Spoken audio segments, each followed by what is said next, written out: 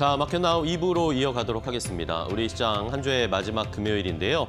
자, 어제 우리 시장은 선물 옵션 동시 만기를 일단은 넘겼습니다. 그러면은 새로운 시장이 시작된다라고 여러분은 생각하셔도 됩니다. 외국인들의 포지션이 새로 잡히는 것이고 한 주의 마지막 오늘 금요일이지만 완전히 또 새로운 시장이 시작이 되는 것이죠. 오늘 시장이 코스피, 코스닥이 약간 엇갈리고는 있는데 어쨌든 미국이 간밤에 많이 하락한 것에 비해서는 여전히 견조한 모습을 보여주고 있습니다. 그리고 또 중요한 것이 어제 국회에서 상법 개정안이 통과가 됐습니다. 자, 이게 시행되는 데까지는 아직까지는 조금의 절차가 남아있는 상황인데 상법 개정안이 만약에 이게 실제로 시행이 되면 또 시장에 엄청난 변화를 가져올 수 있는 상황이기 때문에 그런 중요한 변곡점과 기로에 있는 우리 시장이다라는 것을 여실히 느낄 수 있는 상황입니다. 네. 오늘은 대형주보다는 중소형주의 날인가 할 만큼 코스닥이 반등의 폭이 조금 더 있다라고 보여지는 상황인데 반도체, 2차 전지, 철강, 전력 이런 관련주가 시장을 리딩을 하고 있습니다. 그 뒷심이 이번 주 금요일 후반을 또 지켜줄 수 있을지 저희가 잘 종목 진단도 해드리도록 하겠습니다. 네, 자 그럼 바로 시장의 분위기 확인해 보겠습니다. 오늘은 또 시장에 어떤 이슈들, 종목들이 시장을 움직이고 있을까요? 시장을 움직이는 전체적인 분위기 함께 파악해 보도록 하겠습니다. 자, 이슈 브리핑 오늘도 싱크풀을 보시면서 함께 확인해 보도록 할 텐데요.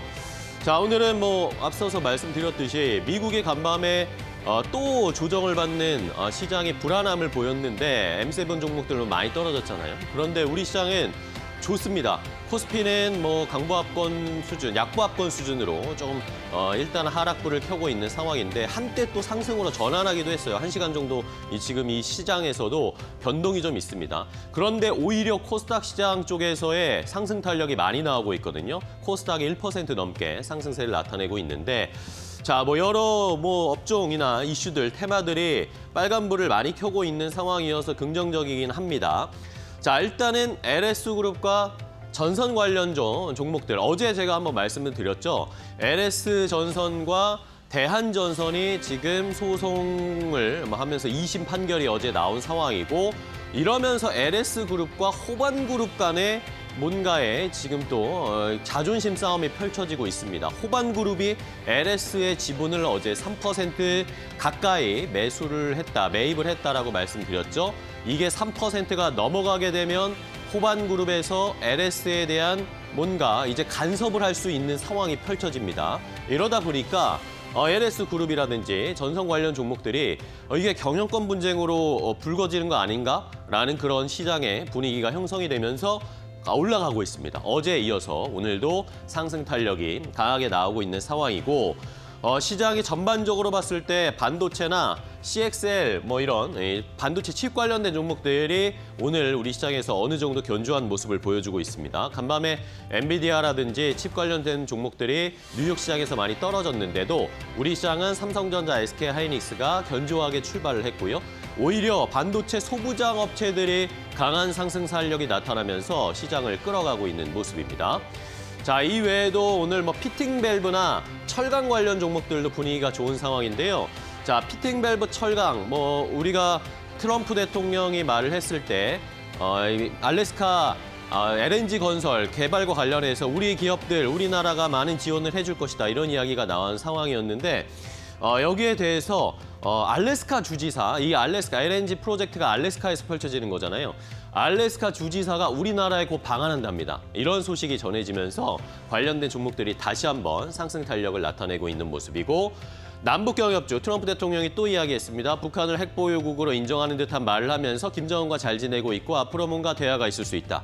이런 이야기가 또 나오다 보니까 오랜만에 남북 경협주들이 반등세를 나타내고 있는 상황입니다. 조류독감 관련된 종목도 좀 관심을 받고 있는데 미국에서 지금 조류독감 때문에 계란이 부족하다 이런 이야기, 에그플레이션이 나타나고 있다 이런 이야기 말씀드렸잖아요. 이런데 조류독감에 대한 뭔가 연구가 더 필요하다라는 그런 글로벌 전 세계 공감대, 미국에서 그런 분위기들이 형성이 되면서 조류독감과 관련된 종목들도 우리 시장에서 관심을 받고 있는 상황이고요. 뭐 유리기판, 뭐 그리고 정치 테마주 이런 것들이 많이 올라가고 있는 상황이고 로봇주가 다음 주에 엔비디아 GTC가 열리는데 여기에서 휴머노이드 세션, 로봇 세션이 있을 거다 이런 이야기다가 아마 힘을 붙여주는 것 같아요. 로봇 관련주들이 이번 주에 굉장히 흐름은 좋은 상황. 오늘도 역시 상승 탄력이 강하게 나타나고 있습니다. 제약바이오도 좋은데 뭐 코스닥 쪽에서 알테오젠이라든지 코롱 티슈진 요즘 계속 올라가고 있죠. 제약바이오 이런 개별 이슈가 있는 제약바이오 종목들도 계속 상승 탄력이 나타나고 있는 모습입니다. 자, 그럼 이슈들 하나씩 더 자세하게 체크를 해보도록 하겠습니다. 첫 번째 이슈는 상법 개정안과 관련된 이야기입니다. 자, 어제 국회에서 전격적으로 상법 개정안이 통과가 됐습니다. 상법 개정안의 주요 내용은 이 주주의 충실 의무가 포함된 내용입니다. 이런 이사진이, 기업의 이사진이 기업의 이익뿐만 아니라 모든 주주의 이익에도 충실해야 한다라는 그런 의무, 이런 워딩을 담은 상법 개정안이 어제 민주당 주도로 통과가 됐습니다. 자, 이러면서 시장에서는 뭐 개인 투자자분들이나 주식을 하시는 분들 입장에서는 이거 상법 개정안이 굉장히 필요하다라는 그런 의견들을 많이 가지고 계셨을 겁니다. 그런데 어쨌든 뭐 여러 가지 의견 차가 있으면서 이게 진척이 되지 않았고 또 계엄, 탄핵 이런 이슈 때문에 약간 묻혀있는 상황이었는데 어제 민주당이 추진을 하면서 야당 주도로 통과가 됐습니다. 민주당 쪽에서는 어쨌든 시장을 투명화해야 한다, 코리아 디스카운트를 해소해야 한다라는 그런 입법 취지를 가지고 이 상법 개정안을 통과시켰고요. 반면에 국민의힘 쪽에서는 이것이 기업의 부담을 가중시킬 것이다. 기업의 새로운 투자나 새로운 사업에 진출하는 것에 걸림돌이 될 것이다. 이런 식의 의견이 팽팽하게 맞서면서 일단은 아직까지는 뭐 통과는 됐는데 한 단계가 더 남아 있습니다. 이게 이제 이 최상목 대통령 권한대행이 이것을 그대로 진행시킬지 아니면 거부권을 행사할지 여부가 남아 있는 상황인데요. 만약에 일단은 뭐 국민의힘 쪽에서 거부권을 행사해달라고 최상목 권한대행에게 건의를 했답니다. 건의를 할 거랍니다. 그러면 만약에 거부권을 행사하게 되면 다시 국회로 돌아올 수 있는데 국회에서 재표결을 하게 됩니다. 재표결을 하게 되면 이번에는 조금 더 기준이 높아집니다. 제적의원 3분의 2 이상의 찬성이 있어야 되기 때문에 처음에 통과시켰던 것보다 더 어려워서 부결될 가능성도 있다라는 그런 의견들도 나오고 있는데 추이는 좀 지켜봐야 되겠습니다. 그래서 저희가 잠시 후에 이데일리 인사이트에서 이 상법 개정안의 핵심이 무엇인지 통과가 되고 시행이 되면 과연 시장이 어떻게 바뀔 것인지에 대해서 조금 더 자세하게 전문가 분석을 해드리도록 하겠습니다. 자, 그러면 일단은 오늘 상법 개정과 관련된 종목 어떻게 시장에 움직이고 있을까요? 함께 체크를 해보겠습니다.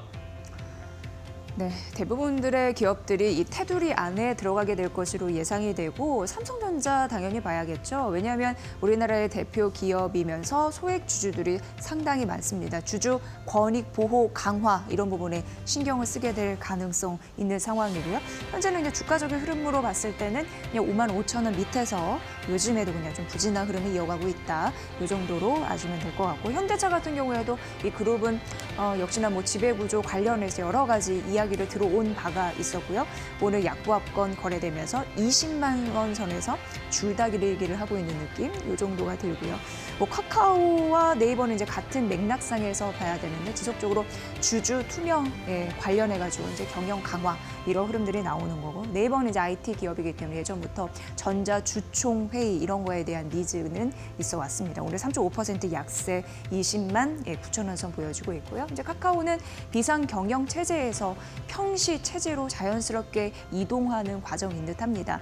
앞으로 주목을 해야 될 것 같고 1.5% 상승하면서 43,800원. 여타 종목 중에 그래도 차별화된 흐름이 일단 있다라는 부분이고요. 조선 관련주 같은 경우에는 워낙 장기간 프로젝트이고 대규모 비용이 듭니다. 그래서 아무래도 주주에 대한 의견이 반영되지 않을까라는 일부 코멘트는 있을 가능성이 있고요. 오늘은 약보합권에서 큰 변화 없이 21만 4천 원 선을 보여주고 있습니다. 대기업 위주로 이런 흐름들이 이어지지 않을까라는 생각 들고 상법 개정 관련 이슈도 앞으로 주목해서 보시면 도움이 되실 것 같습니다. 두 번째 테마 넘어가 보시죠. 자, 상법 개정 이야기를 해드렸는데 상법 개정에 우리가 개인 투자자들이 상법 개정안을 지지하는 이유는 뭐 갑작스러운 쪼개기 상장이라든지 분할 상장이라든지 아니면 갑작스러운 유상증자, 갑작스러운 우리 주주들이 알 수 없는 그런 결정을 기업들이 해버리면 우리가 피해를 입기 때문입니다. 오늘 근데 장 시작 전에 삼성 SDI가 갑작스럽게 유상증자하겠다라는 공시를 올렸습니다. 시장에서는 이게 오히려 삼성 SDI에겐 호재일 수도 있다라는 그런 의견들도 있는데 어쨌든 분석을 해보고 시장의 반응을 파악을 해봐야 되겠습니다. 삼성 SDI가 오늘 장전에 공시 두 가지를 올렸습니다. 일단은 첫 번째는 2조 원 규모의 주주 배정 유상증자를 하겠다라는 결정을 내린 것인데요. 오늘이었습니다. 아침에 이사회를 열고 시설 투자 자금 확충을 위한 유상증자를 결의를 했습니다.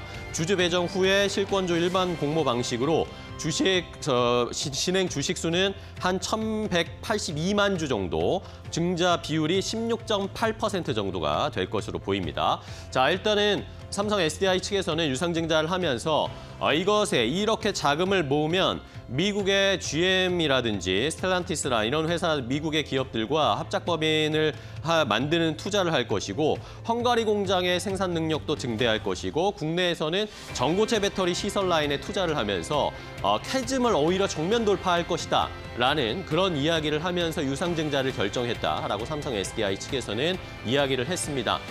시장의 장 초반에 삼성 SDI가 상승 출발을 했다가 하락 전환을 했다가 이것에 대한 반응을 지금 실시간으로 계속 다르게 나타나고 있는데 과연 유상증자가 삼성 SDI에게 호재일지 우리 주주들에게 호재일지는 조금 더 판단을 해봐야 할 것 같습니다.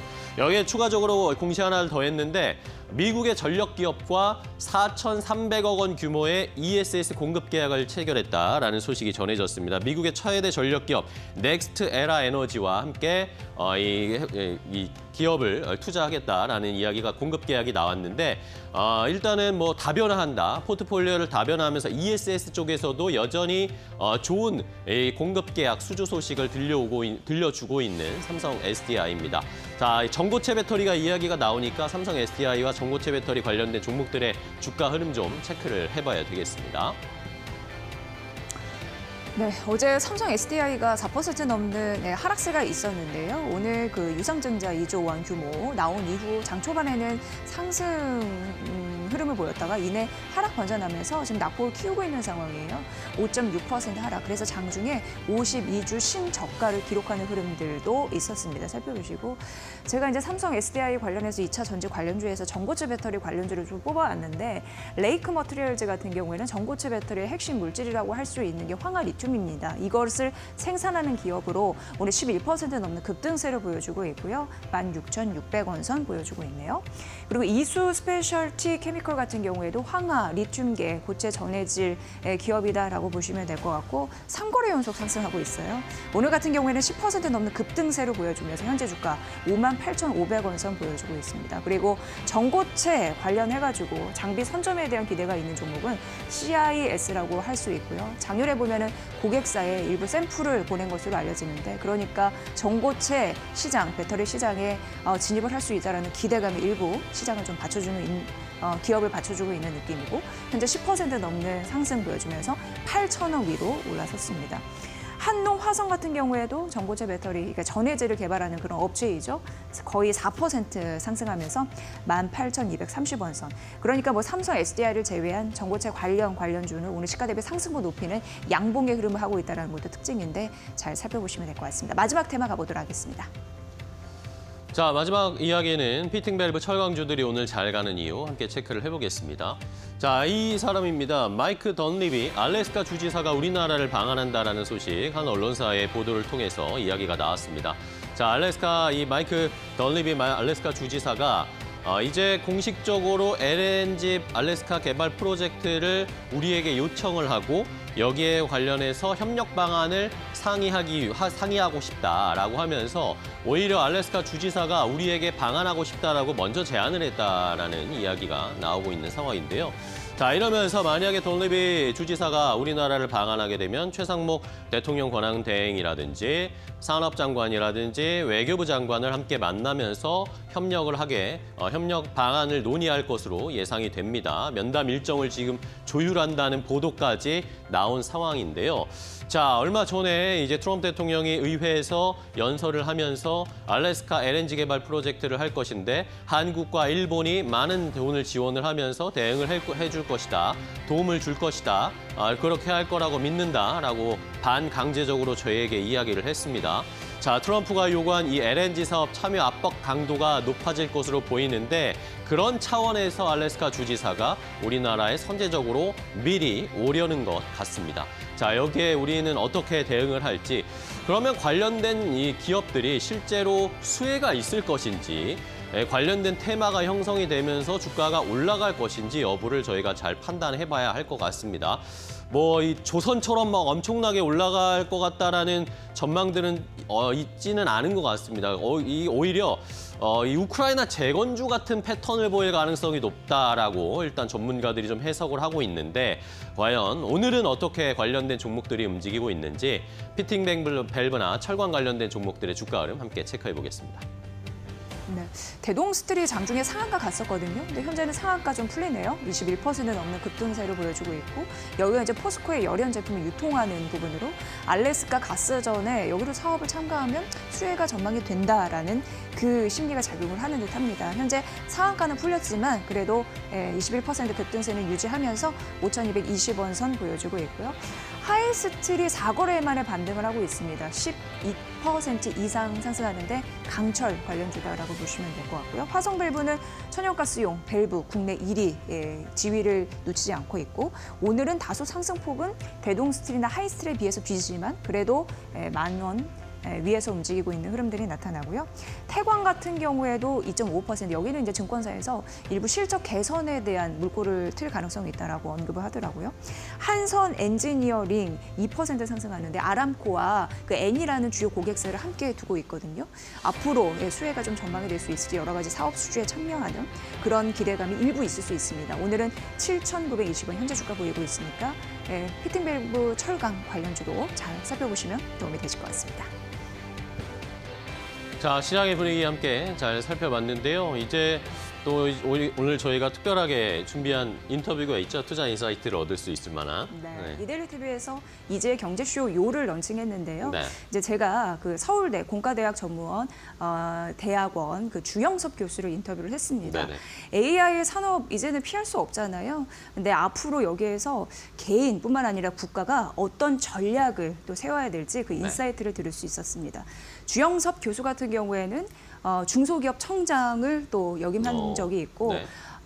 그리고 그 국가 관련해서 여러 가지 전략 부분을 얘기를 한 그런 또 이력이 있어서 여러분께 많은 또 투자 전략을 참고하라라는 네. 의미에서 전해드릴 수 있을 것 같습니다. 그럼 지금 바로 함께 만나보시죠.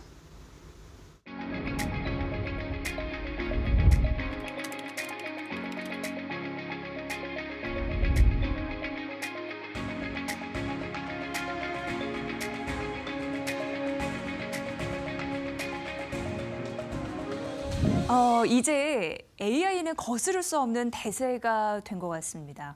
교수님, 네. 우리는 이제 운명의 배를 탄 것 같습니다. 네. AI 시대라고 할 수 있는데 어떨 때 그걸 가장 실감하시나요?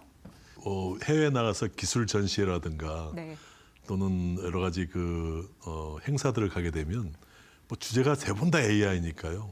이제는 AI 빼고는 아무것도 얘기를 못하는 그런 시대가 되는 것 같아요. 그리고 또 요즘 잘 아시는 대로 신문지상이나 특히 기업들을 하고 얘기하다 보면 AI를 어떻게 대응할 거냐 하는 거가 가장 큰 화두여서 요즘은 정말 어딜 가든 AI가 실감납니다. 교수님, 그 세계 최대 가전 박람회인 CES 2025에 다녀오셨다고 했는데 네네. 인상적인 게 많으셨을 것 같아서 그게 궁금하거든요. 에피소드나 네네. 특별히 느꼈던 감정. 이제 사실 CES는 예전에는 가전쇼였어요. 예. 지금은 이제 가전쇼란 말 안 하고 그럼 뭐라고 했어요? 전자쇼죠. 전자쇼로 근데 얘기할까요? 전자쇼로 했다가 예. 요즘은 전자 아니고 우주 기술까지 다 늘어가니까 네. 기술쇼예요. 그래서 그 CES가 아주 그 세계적인 첨단 기술의 경연장이거든요. 그래서 물론 이제 많은 분들이 또 가봤더니 예를 들면 이 구글도 없고 네. 아마존도 없고 애플도 안 나오고 예. 자동차 같은 테슬라도 안 나오고 뭐 이제는 옛날에 그 소위 다 리더들이 다 나온 줄 알았더니 많이 안 나오더라 하는 얘기들 많이 또 하시는데요. 실제 맞고요.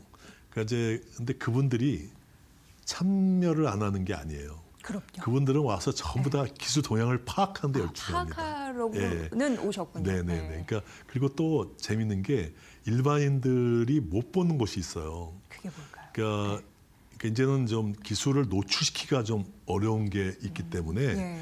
그 CES에 그 아주 공개적으로 하는 전시장이 있고 그 옆에 호텔이 많잖아요. 예, 예. 호텔의 일부를 방을 프라이빗하게 빌려가지고 아, 그래요. 그 일부 그 자기네 고객들만 네. 초대해서 고객한테만 보여줍니다. 굉장히 스페셜한 룸이 있는 거네요. 네네네네. 그러면? 사실 이미 이제 우리나라 삼성전자나 LG전자 같은 경우도 그런 방을 운영해요. 예를 들면 그래서 예.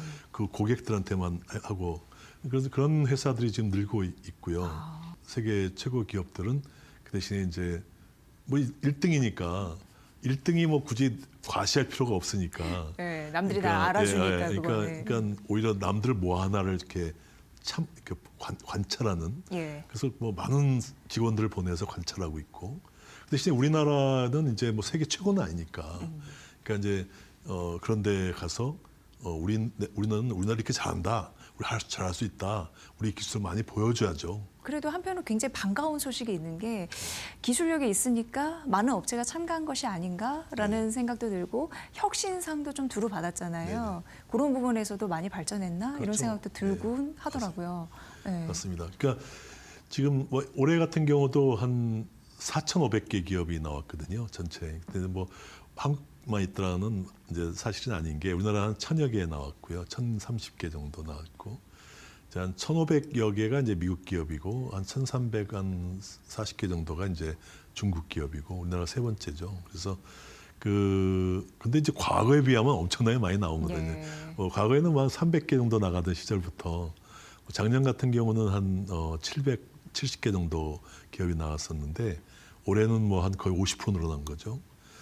그 가운데 특히 괄목할 만한 거는 스타트업 기업들이 거의 한 650개가 나왔습니다. 네. 그래서 이제 스타트업 기업들도 이제 국내에만 안주하지 않고 이제 해외 시장을 녹화하는 그런 면에서는 대단히 아주 긍정적이라고 보여지고요.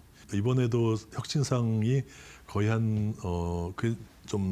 그 시점마다 숫자가 다른데요. 거의 한 460개 정도의 그 혁신상을 줬고 그 가운데 거의 반, 거의 예. 48%를 한국 기업이 받았어요. 거의 뭐 싹쓸이 했다고 네네. 해도 그러다 보니까 과언이 이제 아닌, 예. 뭐 거의 대한민국이 판이다 이런 얘기가 나왔었고 사실 혁신상보다 더 중요한 거는 최고 혁신상이라는 게 있거든요. 그러니까 혁신상 중에서 이제 베스트 오브 이노베이션이라고 네. 하는 그 베스트 오브 베스트가 이제 되는 건데 거기에도 34개 기업이 전 세계에서 받았는데요. 네. 우리나라가 15개를 받았습니다. 물론 그중에 삼성전자가 4개, LG전자가 3개를 받았으니까 회사 수로 보면 삼성, LG 빼면 7개가 되겠고요. 근데 이제 혁신상, 세계수상을 많이 받은 거는 굉장히 고무적인 거죠. 그래서 과거에는 사실 우리나라가 그렇게 많이 못 받았습니다. 정말 중요한 거는 네. 그렇다고 대한민국이 세계 혁신을 주도하고 있다. 전 세계를 그냥 많이 우리가 주도하고 있다는 표현을 쓰는 거는 대단히 위험하다.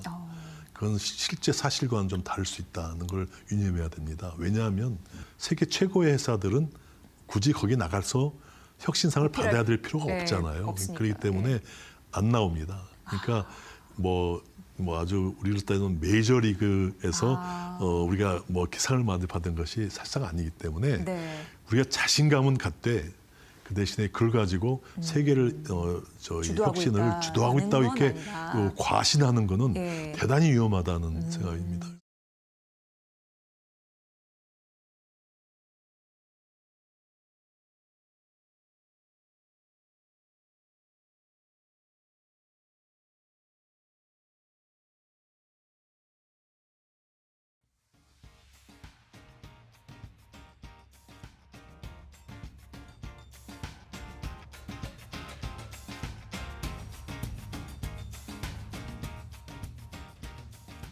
AI 시대에 우리나라의 그 강점과 약점을 정확히 하는 게 굉장히 중요할 것 같은데 강점은 뭐라고 보십니까? 두 가지 관점이 있는데 한국이 이 AI의 그 기본적인 원천 기술 분야에서는 선진국이라 할 수가 없습니다. 그건 뭐 워낙 그 미국이나 또 중국이나 그 관련된 인력도 뭐 우리나라의 몇십 배고 또 이걸 돌리려면 GPU라고 하는 컴퓨팅 인프라가 필요한데 그 인프라 면에서도 뭐 미국이 뭐 100만 단위라면 우리는 지금 10,000장도 없거든요. 그러니까 그런 식으로 거긴 100만 대군인데 네, 우리는 100만 대군이면 우리는 우리 몇천 개밖에 만 없는. 기병도 만 안 돼. 만 기병으로 따지면 100만 기병이 있고 우리는 예. 5천 기병이 예, 있다는 예. 거죠. 그래서 그렇기 때문에 실적으로 인력이나 인프라나 뭐 그 AI에 투자하는 투자 규모나 뭐 이런 게 사실상 거의 뭐 상대가 되지 않기 때문에 그런 면에서 전면적으로 그 원천 기술에서 경쟁하는 거는 어렵다. 지금 중국도 지금 천문학적인 돈을 넣고 있어요. 예. 여기서 지면 뭐 미국하고의 패권 전쟁에서 진다고 보고 있기 때문에 연초에 그 중국 스타트업 딥시크가 네네네. 나타나가지고 그렇죠. 가성비 있는 모델을 딱 제시하니까 세계가 네. 발칵 뒤집어졌거든요. 그렇죠. 네. 근데 그게 어찌 됐건 간에 AI의 그 시대를 좀 변화할 수 있는 게임 체인저가 되긴 했다고 보거든요. 그렇죠. 예. 그러니까 이제 딥시크 같은 경우도 하늘에서 뚝 떨어진 게 아닙니다. 중국도 중국이 사실은 미국이 중국한테 GPU의 그 가장 첨단 GPU들을 다 수출을 금지시켰어요. 그랬지만 이게 뭐 어느 채널로 통해서든지 직접은 안 가지만 뭐 확보한 방법이 많이 있었을 것 같고 또 지금 예를 들면 H100이라고 하는 가장 첨단 쪽에가 막혔지만 H800이라는 걸 또 공급을 했고 또 그 전에 A100이란 또 그래도 그런 대로 괜찮은 뭐 아주 H100만큼 성능이 좋지는 않지만 반은 따라가는 그런 것들은 지금 굉장히 많은 양을 가지고 있어요. 예. 그래서 그 뭐 쉽게 하면 이제 경제 규모가 그만큼 크니까 그래서 실제로 컴퓨팅 인프라도 뭐 한국보다는 훨씬 외국보다는 못하지만 뭐 한국보다는 몇십 배 더 많고요. 뭐 인력도 뭐 AI를 하는 인력이 뭐 수십만입니다. 그래서 어쨌든 그래서 지금 그런 인적인 면이나 그 컴퓨팅 인프라나 또 매년 그 투자하는 그 투자 금액이 지금 미국하고 중국하고의 레벨이 지금 우리나라는 너무나 적기 때문에 그래서 지금 3위 그룹이 된 거죠. 그러니까 그렇게 보면 뭐 싱가포르 비슷하고 예. 영국 비슷하고 한국, 프랑스, 일본 다 비슷한 거예요. 그래서 그 다음 그가 쉽게 도토리 키재기식으로 3위 그룹을 이루고 있는 것이 지금 현실이거든요. 그래서 아까 전 두 가지 가운데서 AI 원천 기술에 대한 문제는 한국이 현재 지금 위치도 뭐 3위 그룹 잘 봐서 또는 뭐 6위 뭐 스페시픽하게 얘기한다면 세부적으로 얘기한다면 6위 또는 뭐 7위 어떤 조사에서는 6, 7위를 하고 있는데 저는 뭐냐 3위 그룹이라고 얘기합니다. 근데 그 정도의 팔로우인 거죠. 그건 팔로우일 수밖에 없고. 근데 우리가 이제 앞으로 좀 패스트 팔로우 잘하니까 네. 이제 사실 딥시크가 패스트 팔로우거든요. 그것 중요한 거는 그것도 우리가 중국을 좀 되게 얕게 보는 경향이 있어요. 우리가 뭐 중국도 하는데 우리도 못해 이런 게 아니라 AI에 대해서는 중국은 선진국입니다. 일단은 한국 입장에서는 현실을 인정하고 이제 빨리 따라가는 쪽으로 가야 될 것 같고요. 이 활용하는 쪽에서는 정말 대한민국이 해야 되는데 이쪽 AI 활용하는 분야를 영어로 AI 트랜스포메이션이라고 합니다. 네. 그걸 한국말로 AI 대전환이라고 하고 영어로 줄여서 AX라고 해요. 근데 이제 이 AX 이게 산업 대전환, AI 대전환 분야에서는 이제 뭐가 중요하냐면 AI도 중요하지만 이 산업이면 산업이 갖고 있는 데이터가 중요해요. 네. 또 거기에 들어가 있는 산업의 그 노하우 이런 게 중요합니다. 근데 한국이 만약에 제조업을 잘한다 하면 제조업의 AX, 제조업의 AI 대전환은 AI가 설사 3위라 하더라도 이 AI를 활용한 분야에서 1위 할 수 있는 거예요. 아, 그래요. 네, 그래서 이제 그런 면에서 한국이 앞으로 지향해야 될 거는 AI를 계속 뭐 AI 원천 기술은 따라가면서 AI를 활용해서 뭔가 그 산업을 발전시키고 의료를 발전시키고 하는 그 분야에서는 우리가 잘하는 쪽에다가 포커스를 해서 아까 특히 기대해야 될 거는 우리가 갖고 있는 아주 많은 산업 경험, 뭐 산업 경험이라는 말은 산업 데이터, 뭐 노하우 이런 거를 잘 우리가 AI하고 접목시켜서 하게 되면 그 분야에서 우리는 세계 최강이 될 수 있다고 생각하거든요. 그래서 그런 방향으로 우리가 그 이원화시켜서 이 AI 전략을 만들어가면 그러면 한국이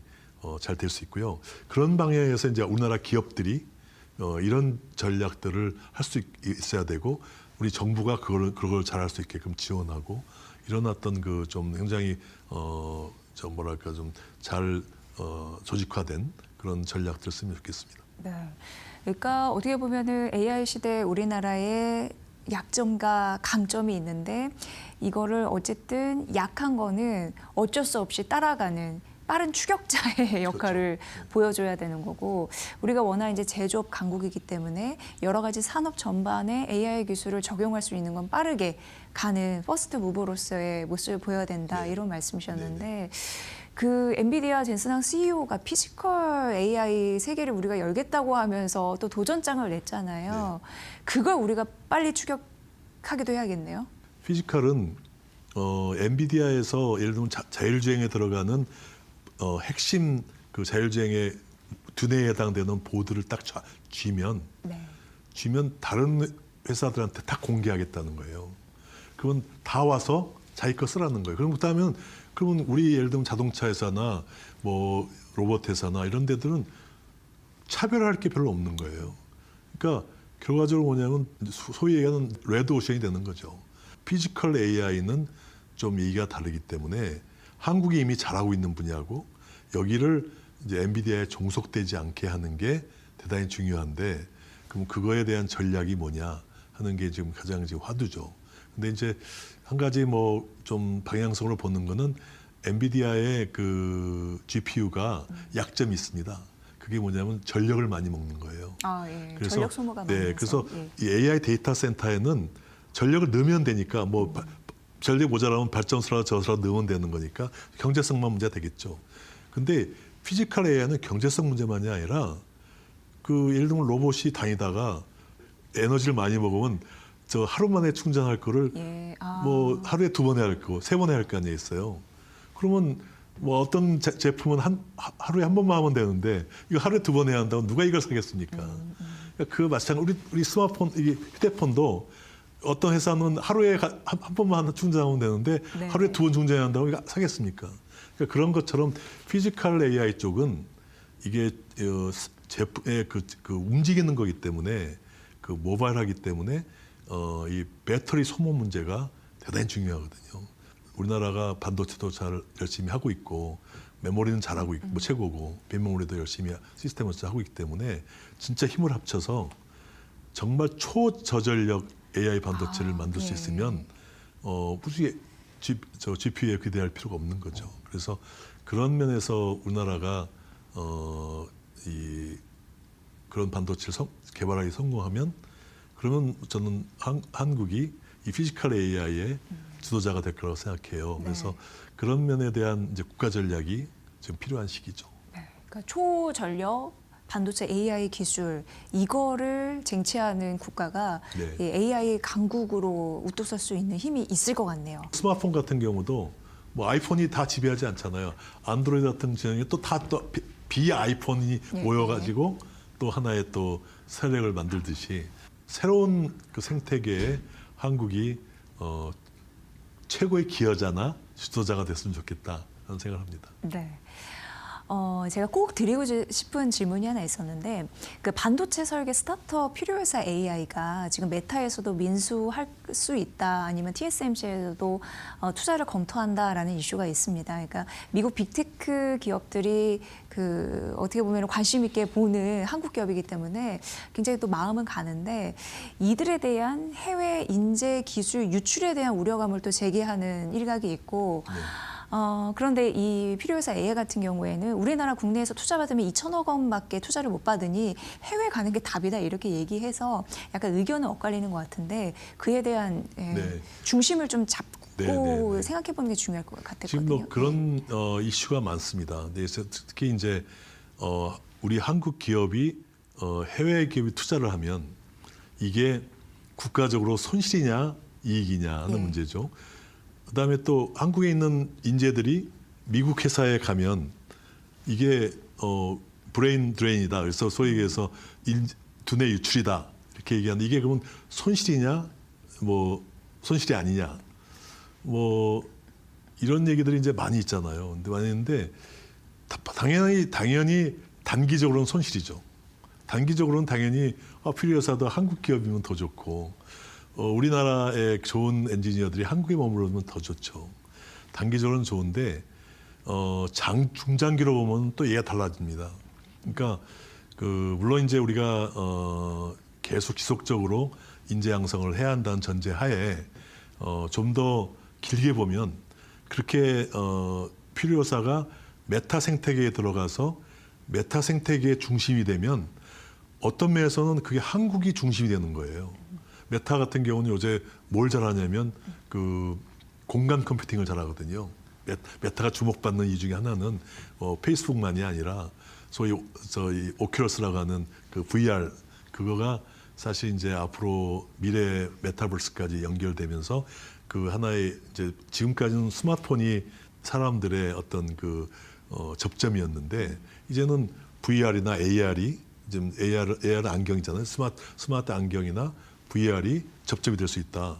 이제 스마트폰 없이 여기서 바로 전화 받고 여기서 바로 얘기하고 할 수 있다는 거죠. 그러니까 그런 면에서 지금 메타가 지금 주목받는 것 중에 하나인데 그런 새로운 생태계에 한국이 또 중심이 되는 거잖아요. 그래서 그런 면에서는 중장기로 보면은 뭐 나쁠 거 없다 그런 거고요. 중국이 여러 가지 면에서 미국을 따라가는 가장 큰 원천은 굉장히 미국에 많이 있는 중국인들이 결국은 중국으로 돌아오거나 아니면 여전히 중국하고 협력하고 있는 것이 큰 힘이거든요. 그래서 이제 너무 우리가 이제 너무 한국에서 다 해야 된다는 이런 생각보다는 좀 더 이제 글로벌 생태계하고 한국 생태계가 자꾸 믹스가 좀 접점이 이루어지고 합해져야 우리가 더 잘 될 수 있다는 좀 대국적인 마인드로 좀 그런 면들을 너무 인재 유출이다, 뭐 국부 유출이다 이렇게 보시지 않는 게 좀 좋지 않나 이렇게 좀 생각합니다. 앞으로 AI를 잘 쓰는 사람과 못 쓰는 사람으로 크게 나뉘고 그게 인생에 큰 영향을 미칠 것 같은데 어떻게 공부하고 활용하면 좋을지 구체적인 네. 방법을 좀 알려주시면 좋을 것 사실 같습니다. 뭐 왕도는 없고요. 네. 하루하루 이렇게 써보기 시작하는 거죠. 즉 오늘 당장부터 챗GPT도 써보시고 뭐 퍼플렉스티 같은 것도 써보시고 그래서 사실은 AI를 잘 쓰는 건 AI 기술을 잘하는 것보다도 세상을 보는 질문을 잘해야 하잖아요. 그러니까 질문을 잘하려면 세상 돌아가는 걸 알아야 하잖아요. 그러니까 내 분야만 잘하는 사람이 아니라 좀 더 넓게 보고 독서도 많이 하고 그러면서 좀 이렇게 폭을 넓히면 거기다 AI가 붙으면 정말 이제 강력한 이제 능력자들이 되시는 거죠. 네. 업무뿐만 아니라 뭐 쇼핑, 네. 공부 여러 가지 일상생활에 혁명을 가져다 줄 수 있는 그렇죠. 하나의 도구로 네. 활용이 될 것 같은데 이 교육을 또 굉장히 중요하게 생각하는 부분이 있어서 해외 참고 사례도 좀 많죠. 이 사교육이 다 없어질 수 있어요. 예. 맞춤화가 돼요. 그러면 같은 교육을 시켜도 예전의 교육은 전부 다 보편화된 그냥 대량 생산하듯이 그냥 모든 사람 똑같이 가르치는 건데 AI 교육을 하게 되면 나를 이해하고 내 수준에서 업그레이드되는 맞춤화 교육이 가능하다는 거거든요. 우리도 교육으로 잘 된 나라잖아요. 사실 우리 자식 세대는 나보다 더 좋은 나라에 살게 하고 싶다는 그 부모들의 희생 속에 이루어진 교육. 이게 이제 대한민국의 성공 요소인데 이제 지금 세대에서 이제 많이 또 새로운 전환의 시대이기 때문에 대한민국 국민 전체를 학생만이 아니라 국민까지를 어떻게 재교육을 시킬 거냐 이 새로운 이 디지털 전환 또 AI 대전환을 어떻게 할 거냐 하는 거에 아까 얘기했을 때 요님들부터 이제 실생활부터 네. 가깝게 뭐 너무 거창한 게 아니라 가깝게부터 한 분 한 분들이 AI를 써서 뭔가 이 맛을 이해하시면 뭐 국가적으로 엄청난 변화가 생길 거라 생각합니다. 오늘부터 당장 AI 쓰세요. 네, 개개인들 관심 굉장히 중요할 것 같습니다. 앞으로도 이런 부분으로 저희가 잘 알려드려야 될 것 같습니다.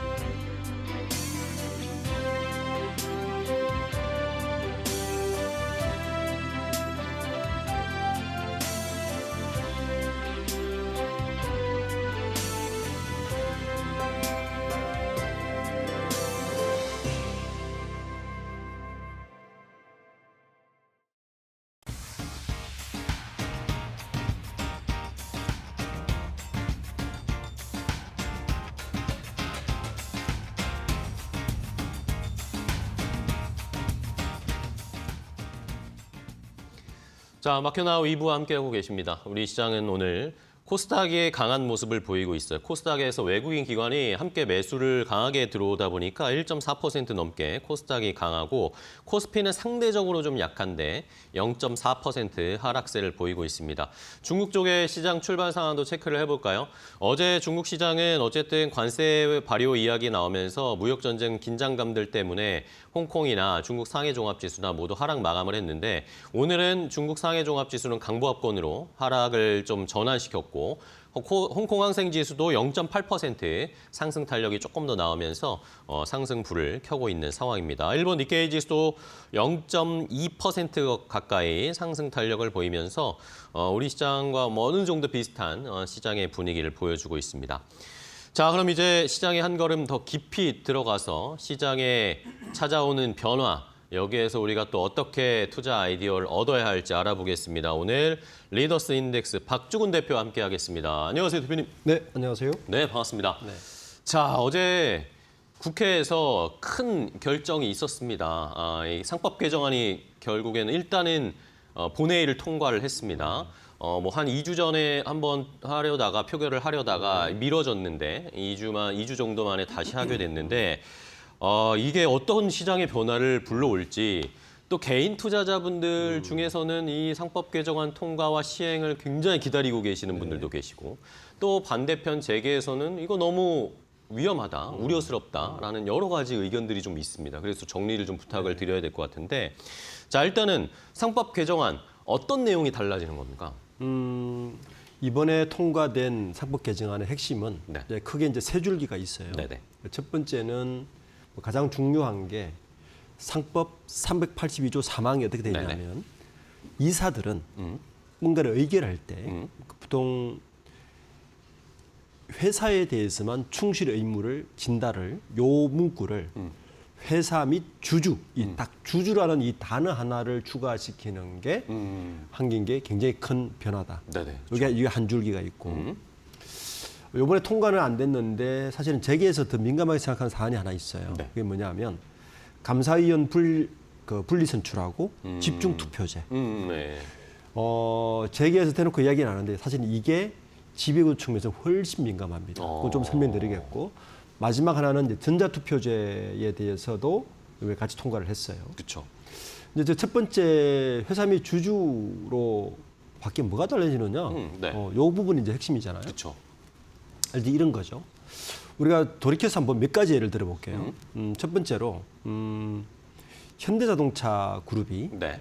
한 7, 8년 전에 그 삼성동 부지를 10조 네, 원 이상을 주고 매입을 했습니다. 한전 부지를 샀죠. 네. 그때 매입한 기업이 현대자동차, 현대제철, 현대모비스 이렇게 해서 돈을 네네. 내서 했는데 만약에 그 당시에 저 상법이 지금과 같이였다면 과연 이사들이 그런 의결을 했을까? 아, 그렇죠. 예.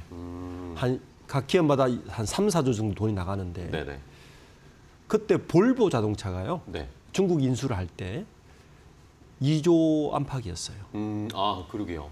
자, 그러면 살 현대자동차 입장에서는 그 돈을 주고 땅을 샀을까? 하는 게 좋았을까? 그렇죠. 볼보 자동차를 인수하는 게 좋았을까? 새로운 M&A를 해서 그렇죠. 파이를 키울 수 있을 것인가. 이럴 때 이제 우리가 이제 저기서 말하는 회사라는 건 뭐냐면 이 말은 회사지만 대부분은 우리나라가 이제 오너 기업이다 그렇죠. 보니까 오너 일가. 오너의 이익에 합한 결정을 하는 거를 사실 막자는 이야기예요. 그렇죠. 이 상법 개정의 본질은 저기서 말하는 회사가 진짜 회사가 아니고 우리는 회사가 대부분 오너 중심 회사가 많으니까 대기업이 오너 일가 오너 시세니까. 이익에 상충되는 것에 대해서 좀 브레이크를 걸 수 있는 걸 만들자는 게 이 법안의 본질입니다. 네. 또 이제 최근의 사건을 보면 네. 삼성그룹의 이재용 회장이 2심에서 무죄를 받았어요. 네, 그렇죠. 만약에 이 상법 개정이 그 이전에 통과되어서 적용되었다면 무죄받기가 어렵습니다. 아, 그렇습니까? 네. 여기서도 보면 그 판사가 판시한 내용들을 보면 네네. 그런 내용이 형법상의 문구가 없기 때문에 무죄를 준 거예요. 예. 예, 무죄를 준 그쵸, 거예요. 그쵸. 그래서 이 단순하게 회사의 충실 의무가 주주로 확대되었을 때 이제 일어날 일들은 굉장히 많을 것이다. 우리가 이제 주주분들이 투자하시는 분들이 늘 이제 가슴 치는 것들 중에 하나가 뭐 쪼개기 상장, 네. 그렇죠. 중복 상장 이런 부분들에 대해서도 여러 면에서 민감해질 것이다. 이렇게 네. 볼 수 있습니다. 네. 자, 어쨌든 말씀해 주신 것처럼 주주 충실 의무, 주주의 이익도 대변해야 한다. 이 주주의 한 단어가 들어갔는데 지금 이것 때문에 엄청난 논란이 있는 상황입니다. 자, 어쨌든 이걸 추진하고 통과시킨 야당, 민주당 측에서는 결국에 이 상법 개정을 해서 주주의 의무, 주주 이익에 충실을 한 그런 경영과 결정을 해야 된다라는 걸 포인트로 잡고 이게 시장도 투명하게 만들어줄 것이고 코리아 디스카운트도 해소해줄 것이다. 이런 식으로 주장을 하고 있잖아요. 어떻게 보세요? 이제 요 논점은 사실은 두 가지 갈래로 분리해서 생각을 해야 돼요. 네네. 그러니까 정치적 논점이 있습니다. 그리고 실제 자본시장의 논점이 있어요. 그럼 전자를 먼저 설명을 드리면 팬데믹을 거치면서 우리나라의 자본시장의 개인 투자자들이 400만에서 1,400만으로 1,000만이 늘었어요. 네. 자, 이러다 보니까 정치권에서 이 늘어난 이 투자자들을 신경 안 쓸 수가 없고 표니까요. 네. 특히나 이 늘어난 숫자의 구성원들이 대부분 MZ세대가 주축입니다. 그렇죠. 젊은 세대들. 그러니까 MZ세대의 표를 의식 안 할 수가 밖에 없는데 총선 전에 나타난 게 밸류업이었어요. 그렇죠. 네. 윤 정부가 지지난해 11월 달에 그러니까 총선 5개월 전에 밸류업이라는 걸 걸고 나오면서 사실은 이제 불을 붙였어요. 이걸 기억해 보면 당시 지지난해 2023년 11월 달에 밸류업을 들고 나오면서 12월 1월 달에 정부와 금융 당국에서 뭐라 그랬냐면 네. 상법 개정을 먼저 주장했습니다. 아, 예, 그렇습니다. 네. 해야 저도 된다. 기억납니다. 네. 네. 주주들이 환호하니까. 그러다가 이제 지금도 선회를 했단 말이에요. 여당이나 기업체에서 저기서 반발을 하니까. 그래서 정치 이번에도 야당도 마찬가지입니다. 네. 야당도 이제 만약에 탄핵이 인용이 되면 60일 이내에 대선인데 그렇죠. 대선에서 이 투자자들의 표심을 잡아야 돼요. 이제 그 부분이 정치적인 부분이 하나가 있고. 그쵸. 자, 그러면 이제 자본시장에 관련해서 한번 네네. 보면 왜 코리아 디스카운트냐 이런 거죠. 지금 뭐 여기 투자하시는 분도 많이 서학개미들 많으실 거 아닙니까? 네네. 실제 서학개미로 더 많이 가고 있고. 그렇죠. 그 국내 국장에는 왜 안 오시느냐? 기울어진 운동장이라는 거예요. 그렇죠. 예. 최소한 우리는 내 돈 내고 내가 투자하는데 페어플레이 하고 싶다는 거예요. 그러면 정부에 요구하는 게 우리 페어플레이 하게 해줘. 왜 내 돈을 투자했는데 특정한 사람들 위주로 기업의 모든 의사결정이 이루어지는가. 그쵸. 이 부분에 대해서 좀 바로잡아주면 국내 자본시장이 조금 더 호황이 되고 좀 들어오지 않을까? 최소한 이제 기울어진 운동장을 바로 세워줘의 관점이 자본시장의 논점이고. 네. 세 번째 갈래가 하나 더 있습니다. 이게 뭐냐 하면 이건 이제 우리나라 자본의 흐름을 봐야 되는데 네. 우리나라 기업의 자본의 흐름은 크게 세 개의 스테이지로 나눠집니다. 그러니까 첫 번째는 언제냐면 1970년 이전입니다. 이때는 해방 이후에 우리나라 자본이 없었어요. 그렇죠. 그래서 대부분 미국의 원조 자본이나 국가 자본을 기반으로 우리나라 기업들이 그렇죠. 네. 태동을 하고 성장을 했습니다. 그러니까 모든 기업의 역사는 자본의 흐름으로 봐야 돼요. 네네. 그때는 기업들이 누구의 눈치를 받겠어요? 정부에는 전주의 눈치를 봐야 됩니다. 전주가 정부였어요. 네네. 그러니까 그 당시에 재벌 기업들의 혼맥도를 보면 정확해요. 그렇죠. 아, 예. 그쵸. 대부분 정관계 인사와 혼맥을 맺습니다. 그쵸. 정치인의 자녀와 그리고 기업과 정관 로비도 굉장히 셌고요. 네네. 예. 그리고 그래서 그렇게 자본이 구성됐는데 70년 이후에 경제가 고도 성장을 하면서 네. 정확하게는 90년대 중반 IMF 직전까지 이제 자본의 힘이 정부의 힘을 앞서기 시작합니다. 네네. 그러면 이제 혼맥도 연관할 필요가 없고 이제 이때만 해도 우리나라 대기업들이 자기들의 자본을 스스로 조달했어요. 그게 이제 순환 출자 네. 그리고 상호 출자 음. 이런 개념으로 내가 요 사업을 하고 싶은데 딴 데 돈 필 필요가 없는 거예요. 그렇죠. 자기들이 돈이 있으니까 내 자본을 투입해서 하면 돼요. 그럼 마음대로 해도 됩니다. 그렇죠. 그렇죠. 롯데그룹이 대표적이었어요. 네네. 자본이 많을 때는 굳이 IPO에서 자본시장에 돈을 필요가 없었어요. 요 시기가 스테이지 2입니다. 그러니까 네. 스스로 자본을 조달할 수 있었고 스스로 돈으로 사업을 충분히 할 수 있었어요. 성장이 막 됐으니까. 그러다가 서브프라임이 딱 지나서면 어떤 일이 벌어지느냐. 네. 이제는 자본시장의 돈을 빌리지 않으면 사업 확장이 어려운 시대가 그렇죠, 되는 거예요. 네. 이제 자본의 주체가 자본시장에서 돈을 공급받아야만이 사업을 할 수 있는 시대가 된 거예요. 자, 그러면 전주의 말을 들어야 되잖아요. 네. 그렇죠. 자본시장은 별거 없습니다. 이게 전주가 중심이에요. 그렇습니다. 네. 전주를 대해줘야 되고 전주의 의견을 받아들여줘야 되고 해야 되는데 그게 안 된 거예요. 그러니까 한마디로 말하면 내가 당신 돈을 썼는데 나 당신의 의견 듣고 싶지 않아. 그렇습니다. 이게 이전의 자본 상법이었던 그쵸, 거예요. 그쵸. 이건 바뀐 건 뭐냐면 네가 난 돈 빌려줬으니까 네 얘기는 들어줄게. 그쵸. 이게 상법 바뀐 거예요. 그렇습니다. 그러니까 크게 세 갈래가 있죠. 네. 정치적 갈래가 있고 그리고 우리 시장의 공평한 대한 관점이 있고 마지막으로는 큰 자본의 흐름에 대한 관점을 보면 이미 이렇게 될 때가 됐다는 거예요. 그러면 이게 이제 시대의 흐름이 왔다라고 생각하시는 거. 많은 개인 투자자들의 저도 이야기를 들어보면 뭐 대표님이 말씀해 주시는 것 그대로입니다. 주주 충실 의무 이런 걸 하기 싫으면 두 번째 스테이지처럼 상장하지 말고 자기 돈 가지고 사업하면 돼요. 알아서 자본을 충당하고 네. 아니면 은행 대출 받아서 사업을 그렇죠. 하면 되는 건데 왜 이렇게 주식 상장해서 주주들의 돈을 받은 다음에 그게 주주들의 돈이 들어간 건데 왜 자기 돈처럼 쓰냐는 거죠. 그래서 네. 그 이틀 전에 그 LS 그룹의 회장이 네, 그렇습니다. 말을 해서 큰 네. 파문을 일었죠. 파장이 일었어. 근데 그런 게 사실은 이율 배반적인 거예요. 네네. 아니 이제 그 구회장이 나와서 하는 말이 투자 안 하면 되지 않느냐? 중국 상장 싫으면 그러면 말 그대로 말해서 거꾸로 이야기하면 그러면 상장 안 해야 된다. 그쵸. 상장을 네. 왜 하시냐? 네.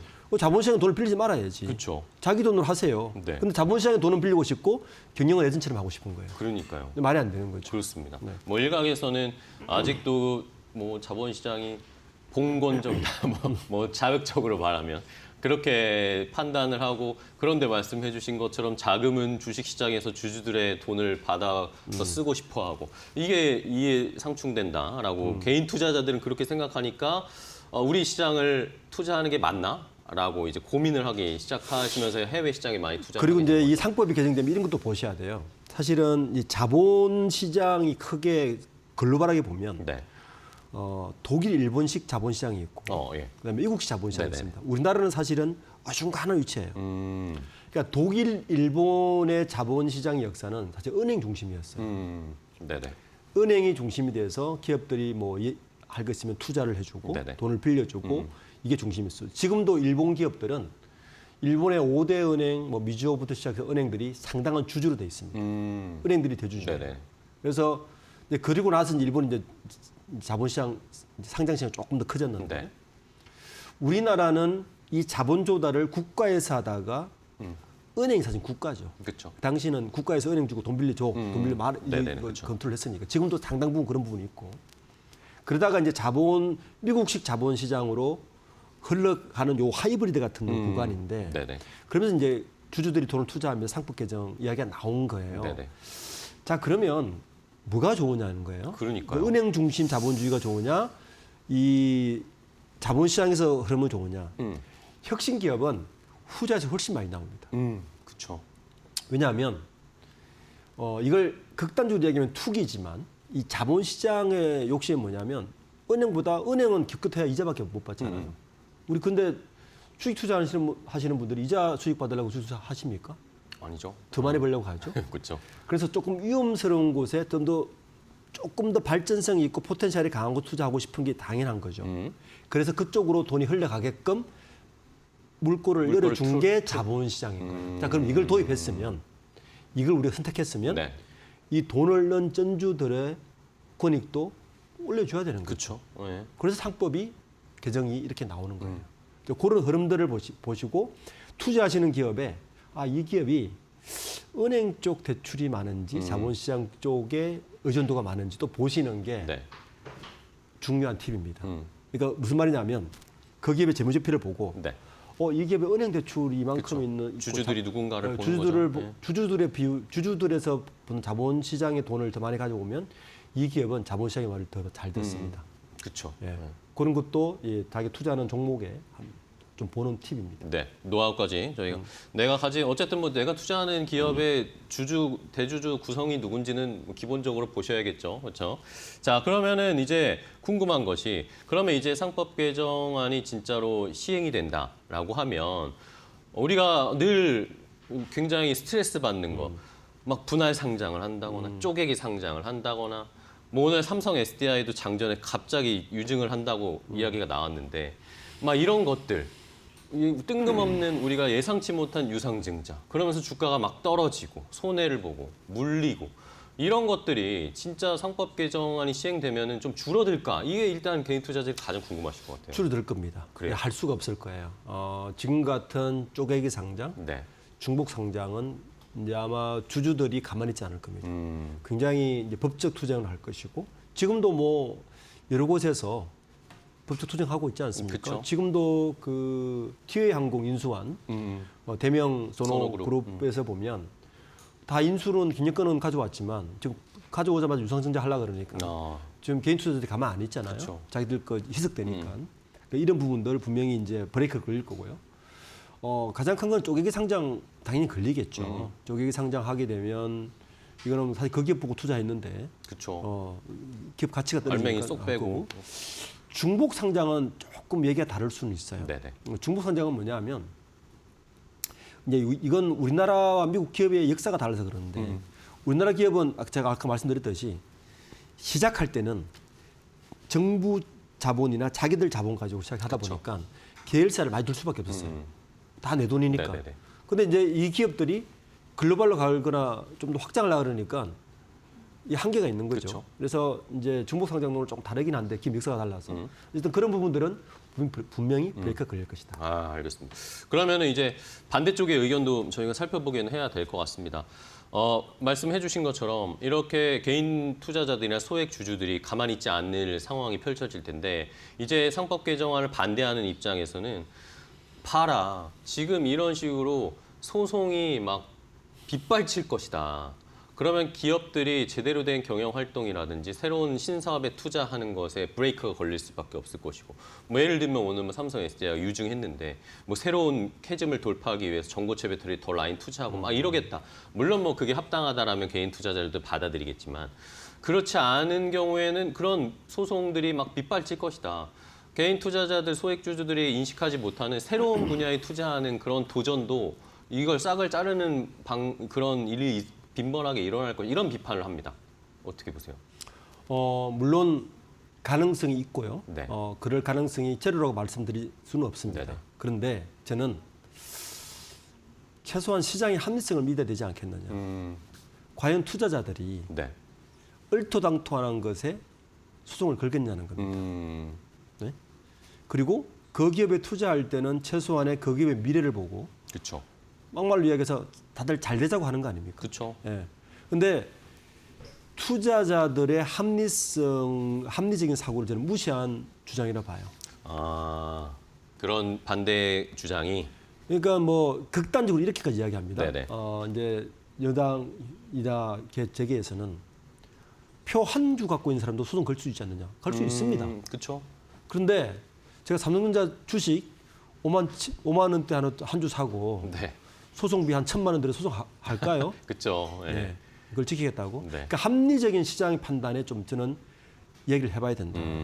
모든 게 소송 걸지는 않을 거다. 그쵸. 그러니까 을토당토한 것에 소송 걸지 않을 것이고 그리고 이제 또 하나의 브레이크가 뭐냐면 기업이 성장을 하려면 약간 리스크가 있고 장기적인 투자 해야죠. 네.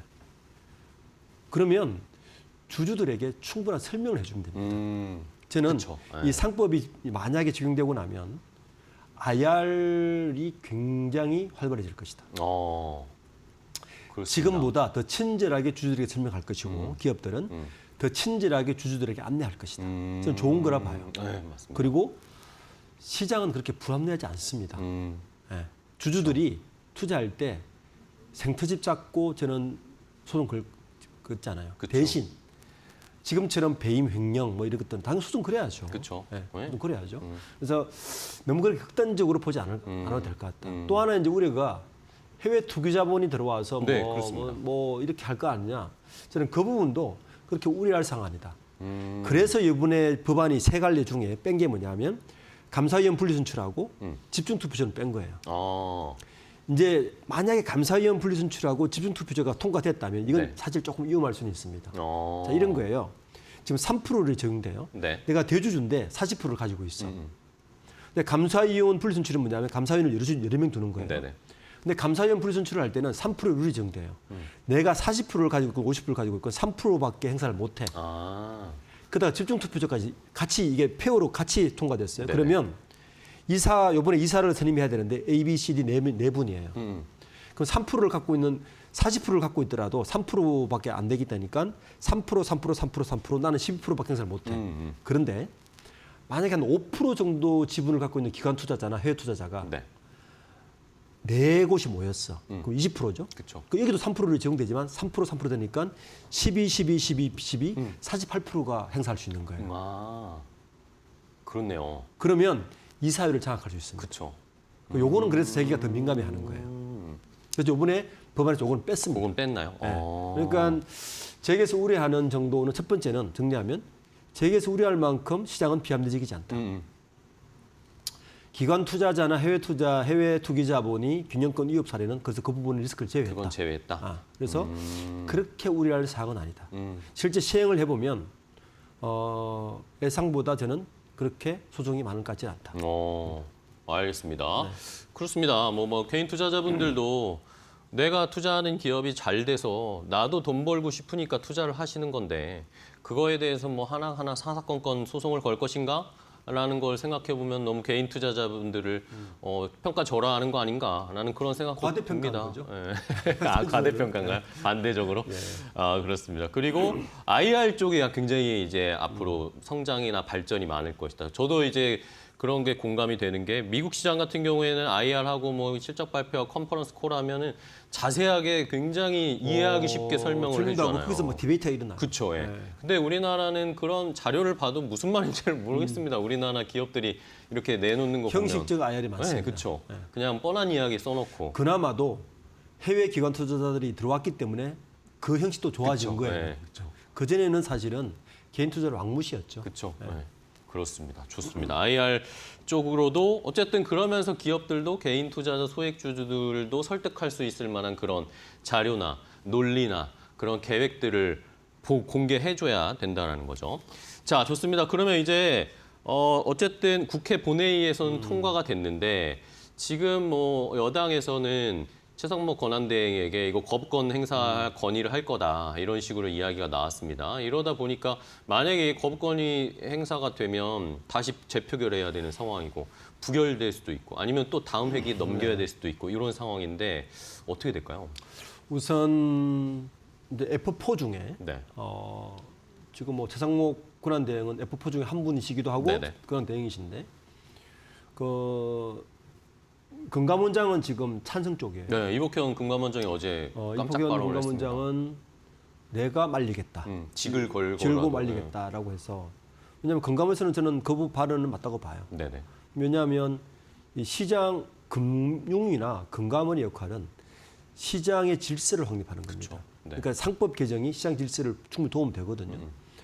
지금 정부에서 이야기하는 자본시장법으로 이걸 대체할 수 있지 않느냐. 저는 대체 불가능하다 봐요.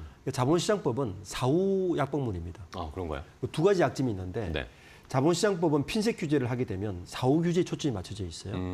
사후 규제에 초점이 맞춰지면 이건 풍선 효과를 발휘해요.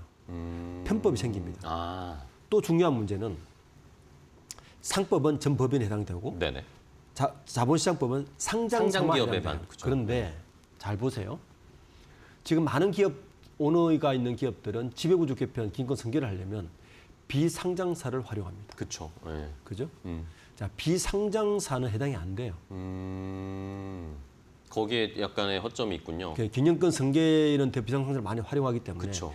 이 부분 허점이 생깁니다. 아, 뭐 합병 분할을 통해서 보통 긴건 승계를 많이 하는데 그쵸. 비상장사가 끼어 있으면 이번 대표적인 예로 SK그룹의 SK이노베이션과 SKENS 합병, ENS 비상장사예요. 이런 허점이 있는 거예요. 아, 그래서 이제 이 시장의 어떤 질서나 이 기울어진 농장을 바로잡기 위해서는 상법이 맞는 거죠.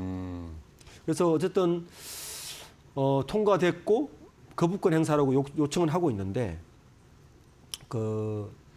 저는 시점이 아주 애매한 게 다음 주가 어쨌든 탄핵 인용이나 그렇죠. 뭐 기각이든 결과가 나올 텐데. 가능성이 높죠. 그쵸. 만약에 탄핵 인용이 되면 네. 현 정부에서 기각할 수 있는 명분이나 힘이 별로 떨어지겠죠. 그래서 상법이 좀 통과될 가능성이 높지 않겠냐. 거기다가 이복형 금감원정조차 찬성 의기를 펴고 있으니 네. 저는 거부권 행사하기는 만만치 않다. 네, 보고 있습니다. 알겠습니다. 자, 오늘 뭐 이렇게 시청자분들 잘 아시는 분들도 계시고 이게 상법이 바뀌면 도대체 어떤 변화가 있는 거야라고 궁금해하시는 분들도 계셨는데 박주균 대표님이 잘 한번 정리를 해 주셨습니다. 이게 실제로 이제 이 최상목 권한대행이 어떤 결정을 하게 될지 실제로 적용이 되면 어떤 변화가 일어날지 앞으로도 계속 저희가 분석하고 고민을 해봐야 됩니다. 일단 오늘은 여기까지 얘기를 하고 다음에 또 박주균 대표님과 상법 개정 구체적인 더 이 진전이 있으면 더 이야기 한번 나눠보도록 하겠습니다. 오늘 좋은 인사이트 주셔서 감사하고요. 다음에 또 뵙도록 하겠습니다. 대표님 고생 많으셨습니다. 네, 감사합니다. 고맙습니다.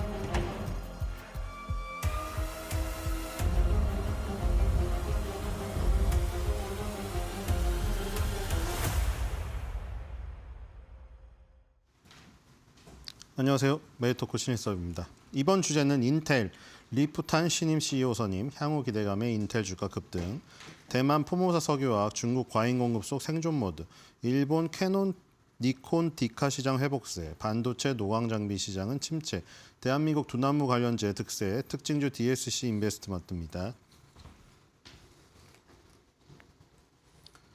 어제는 다 마이너스였죠? 지금 어제는 그 구도가 깨졌네요. 그 구도가. 그렇죠? 원래 이렇게 짝꿍끼리 좀 모여 있었는데 그렇죠? 이 짝꿍의 구도가 좀 깨졌죠. 다우 S&P 500보다 나스닥의 하락폭이 컸으니까 그 짝꿍인 필라델피아 반도체도 1.9%나 2% 해야 요 짝짝꿍이 맞았는데 짝짝꿍의 박수가 조금 빗나갔죠. 그렇죠? 왜 이게 필반만 조금 반란이 일어났잖아요, 지금. 그렇죠. 원래는 성향상 두 개가 같이 움직여야 되니까 나스닥이 더 많이 빠졌으니 무슨 뜻인지 아시죠? 다우랑 S&P보다 나스닥이 많이 빠졌으니까 필라델피아 반도체 지수도 그만큼의 하락폭이 나왔어야 된다는 거예요. 원래 성향상. 안 나왔어요. 자, 그 뒤에 안 나온 이유는 제목에도 있었죠. 안 나온 이유는 자, 다우존스는 지금 4만이 언제 이렇게 됐죠, 이거? 4만이 위협받고 있네요. 4661.77. 오, 이러다가 39가 나와버리겠는데, 이거? 4만이 지금 위협받는 수준. 언제 이렇게 됐습니까? 진짜 많이 벌어놨었는데. 4만 5천이었는데, 그쵸? 야, 5천이 빠졌네요, 이거. 4만 5천이었는데. 2025년도 들어서 4만 5천까지 갔잖아요. 5천 포인트 빠지는데 뭐, 한 달 걸렸나요? 한 달도 안 걸린 것 같은데요? 예, 엄청나게 급락입니다, 지금. 자, 뒤로 가보겠습니다. 5천 포인트가량 빠졌네요. 자, 나스닥은 17,000, 언제 또 얘는 17,000 갔어요, 이거. 2만을 지금 두들기고 있다가 2만에서 바로 그냥 2,800포인트가 순식간에 날아갔습니다. 아직도 안 끝났죠, 지금. 이거 아직도 지금 반등을, 여기서 뭐가 나와야겠어요? 이 W자를 그리는 쌍바닥이 나오던가 아니면 급격한 반등으로 V자가 나오던가 해야 돼요. 지금 그것을 만들려고 하려면 일단 1차적으로 한 번 하루 급등이 나와야 되는데 그 하루 급등도 안 나오고 있다. 지금 이거 뭐 각도가 그냥 정말 칼 같은 각도입니다. 자, 뒤로 가보겠습니다. S&P 500은 어디 갔어? 5,500. 이것도 5,500, 6,000이었는데 이거 뭐 계속 빠지네요. 그렇죠? 어제 또 그 장중에 최저가 갱신했네요. 자, 뒤로 가보겠습니다. 이번 연도 최저가죠, 또. 자, 이 그 짝꿍의 성향으로는 이 필라델피아 반도체 지수도 한 1.92 빠졌어야 되는데 아주 특이하게 0.62밖에 안 빠졌죠. 왜냐하면 지금 필라델피아 반도체 30 종목 중에서 인텔이 14.60% 급등을 했기 때문에 여기서 지금 거의 약보합으로 끌어올린 겁니다. 그렇죠? 약보합으로 끌어올렸어요. 뒤로 가보겠습니다. 느닷없이 인텔이 갔죠? 자, 독일은 21선이 지금 깨졌습니다. 일단 뒤로 가보겠습니다. 전체적으로 다 주춤거리죠. 자, 브라질이 지금 일단 장대 양봉을 뽑았네요. 브라질이 장대 양봉을 뽑았는데 왜 뽑았나 봤더니 지금 그 1위 시가총액 1위 종목이 페트로브라스 지금 정유 종목도 오르기도 했었는데 지금 얘네 언제 이거 바뀌었죠? 이 순위가 바뀌었네요. 그렇죠? 누홀딩스 이 워렌 버핏이랑 캐시우드가 둘이 같이 점 찍었던 이 핀테크 기업 누홀딩스가 3위가 됐네요. 그렇죠? 얘가 3위가 됐고 지금 여기 두 개가 많이 올랐죠. 7위, 8위가 방코 이 브라질 단어에서 방코인데 뭐 뱅크 같잖아요. 뱅크예요. 그래서 방코. 브라질 은행 요것도 은행이거든요. 7위, 8위의 은행주가 2%, 2.70 급등하면서 지금 이끌었습니다. 그러니까 정유주랑 금융주가 이제 이끌면서 일단 장대 양봉이 나왔다. 뒤로 가보겠습니다. 자, 인도는 브라질보다 상승폭이 떨어지고요. 뒤로 가보겠습니다. 자, 상해입니다. 상해 계속 바짝 이 위 상단에 붙이면서 지금 뭐가 하나 터질 것 같은데요. 지금 안 터지고 있죠. 자, 계속 횡보를 하고 있기 때문에 이 모습이 좋습니다. 급등 후에 횡보를 하고 있는 것이라 이 박스권이 굉장히 좋은 징검다리가 될 가능성이 있는 것이죠. 자, 뒤로 가볼게요. 심천도 마찬가지죠. 심천도 이거 한번 슈팅 나오면은 그렇죠. 지금 이런 틈을 타서 상해 심천을 올라야 되죠. 미국, 유럽이 주저앉으면 상해 심천이 좋거든요. 자, 뒤로 가볼게요. 자, 대만 가권이랑 니케이 이제 니케이를 보면은 네, 요것도 조금 뭐 아직 확 살아난 거 보이지 않고 있죠. 자, 대만으로 가겠습니다. 대만 가권도 마찬가지죠. 지금 계속 지지부진한 모습인데 이게 미국하고 똑같습니다. 미국이랑 똑같은 모습이고 여기서 이제 V자 반등이나 W가 나와야 돼요. 뒤로 가볼게요. 자, 우리나라입니다. 우리나라도 뭔가 이 박스권 요 부분을 이 하락갭을 부셔야 되는데 하락갭을 못 부셨네요. 어제 결국 못 부시고 오늘 다시 내려가서 시작을 하고 있습니다. 답답한 흐름이죠. 자, 코스닥도 보겠습니다. 코스닥은 플러스긴 한데 얘도 마찬가지죠. 여기 굉장히 뭉쳐져 있는데 이제 이동평균선 다 모였네요. 50, 60, 120, 그렇죠? 21선은 위에 떠 있고 다 모였어요, 지금. 자, 뒤로 가볼게요. 자, 이게 또 이 원달러 환율이 또 예뻐지려고 하고 있어요. 이게 지금. 그렇죠? 이게 위로 가면 이제 완전 예뻐지는데 이거 굉장히 불안하네요. 이 언제 죽죠? 원달러 환율이 죽지 이런 모습이 나와야 되거든요. 이런 모습. 이렇게 쌍봉을 그리면서 그것도 이 첫 번째 각도보다 두 번째 각도가 누이면서. 그렇죠? 이 각도보다 이 각도가 완만하잖아요. 힘이 빠졌다는 얘기잖아요. 그렇죠? 산을 올라갈 때 가파르게 올라가는 거랑 산을 올라갈 때 가파르지 않게 올라가는 힘이 빠진 거잖아요. 그러면서 무너져야 되거든요. 그러면서 무너져야 되는데 지금 이게 여기서 고점을 돌파해버리면은 완전 다른 모습이 일단은 지금 봉우리가 높아져 버린 상태예요. 물론 봉우리가 높아졌어도 쌍봉을 그리고 무너지면 되는데 지금 봉우리가 낮아지면서 이렇게 무너지는 것보다는 힘이 세요, 이게 지금. 그래서 지금 이 N자가 돼버리면은 안 좋습니다. 이거 우리나라 벌어놓은 거 다 까먹을 수 있어요. 뒤로 가보겠습니다. 자, WTI는 계속 헤매고 있죠. 네, 뒤로 가보겠습니다. 자, 외국인이 지금 벌써 2천억 가까이 팔았습니다. 코스닥은 900억 사고 있는데 거래소가 일단 더 중요하니까 2천억 가까이 팔고 있다. 뒤로 가볼게요. 어저께 4,800억을 팔았는데 오늘도 2천억 가까이 파니까 뭐 어제랑 또 비슷하게 팔겠네요. 그렇죠? 어제랑 비슷한 수치 아니면 어제보다 더 팔 수도 있고. 지금 아직 장이 반도 안 지났기 때문에. 자, 뒤로 가보겠습니다. 수급 여전히 좋지 않고요. 자, 미국은 특징주가 어제 버크셔 해서웨이 22i 하나만 딱 플러스였죠. 다 망가졌어요, 또. 자, 뒤로 가볼게요.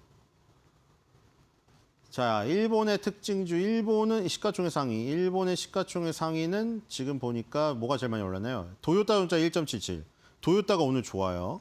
도요타가 제일 많이 올랐죠? 예, 도요타가 제일, 요거는 이제 그 ETF예요. 그래서 2.20이지만 뺐고요. 도요타가 1위입니다. 뒤로 가볼게요. 도요타가 좋고, 대만은 다 고만고만한 상태인데, 그나마 따져서 소수점까지 따지면 1.37 이거 파리 캐세이 금융지주가 제일 많이 오르고 있고요. 1위 시가총액 1위 TSMC는 마이너스입니다. 자, 뒤로 가볼게요. 자, 미국의 특징주 역시 인텔이 갑자기 급등을 한 모습 보여주고 있죠. 자, 인텔하고 지금 케이던스 시스템하고 지금 해놨는데 왜냐하면 이 케이던스 디자인 시스템의 CEO 리프 부탄이 여기서 여기로 갔어요. 자, 요거는 지금 월봉으로 해놓은 거예요. 월봉으로. 그래서 어제 급등이 잘 표현이 안 되지만 월봉으로 왜 했냐면은 이 보세요. 2016년부터 주가를 봐봐요. 이 지금 인텔은 어디가 있어요? 2016년하고 2020년 코로나 때보다 더 안 좋아. 그러니까 코로나 때보다 더 안 좋다는 얘기는 뭐예요? 지금이 지금이 경기 침체라고 해도 코로나 때보다 나쁘다고 하는 사람 없잖아요. 물론 뉴스에 뭐 코로나 때보다 자영업자가 힘들다 그건 있는데 지금 주식시장의 어떤 전반적인 주변 여건이 코로나라는 사태가 벌어졌을 때보다 안 좋진 않잖아요. 왜냐면 그렇다고 치면은 전부 다 코로나보다 주가가 아래가 있어야지 정상이잖아요. 그게 만약 맞다면. 그렇죠. 근데 아니잖아요. 근데 다른 주가는 막 역사가 심각하고 엔비디아 같은 거 지금 빠졌다고 하지만 코로나 위에 엄청나게 올랐잖아요. 근데 엔비디아가 코로나 저점으로 가진 않았잖아요. 그러니까 지금 코로나 때 주가를 다 회복하거나 더 위로 간 애들도 많은데 코로나보다 더 안 좋다는 얘기는 비즈니스 시스템이 망가졌다는 얘기, 비즈니스 모델이. 근데 지금 케이던스 시스템은 이 디자인 처음에 설계 도구를 제공하는 업체거든요. 근데 지금 이 올라온 거 요즘에 조금 빠져서 그렇지 16년도부터 24달러였나요? 24달러에서 330달러 갔습니다. 여기 있던 CEO가 일로 갔어요. 그래서 지금 인텔이 급등한 거거든요. 지금 그리고 인텔의 이사회 멤버였어요, 이분이. 근데 이분은 이제 CEO로 영입을 한 거죠. 과연 인텔을 살려낼 수 있을까? 한번 지켜봐야겠죠. 어쨌든 케이던스 디자인 시스템에서 CEO 하실 때는 엄청난 성과를 거두신 분입니다, 여기. 그렇죠? 뒤로 가보겠습니다. 주가 상승률이 3,200%래요. 장난 아니죠? 자, 귀주 모태주와 오량액입니다. 자, 오량액이 올해 연간 투자 계획을 발표했죠. 10만 톤의 생태 양조 프로젝트, 오량액 문호구 프로젝트, 오량액 주류 완제품 포장 및 스마트 창고 저장, 배송 일원화 프로젝트 뭐 이런 거 했습니다. 25억 위안 투자 계획 발표했네요. 뒤로 가겠습니다. 자, CATL과 BRD 일단 21선이 깨져서 좋지가 않지만 자, 배터리 출하량이 증가하고 있고 가격 상승 기대감이 증가해서 배터리 업계를 주시해야 된다고 중이한증권 중국의 증권사에서 나왔습니다. 그때 보여드렸다시피 이미 중국을 제외하고도 CATL이 다 먹었죠, 지금. 세계 시장 다 먹었습니다.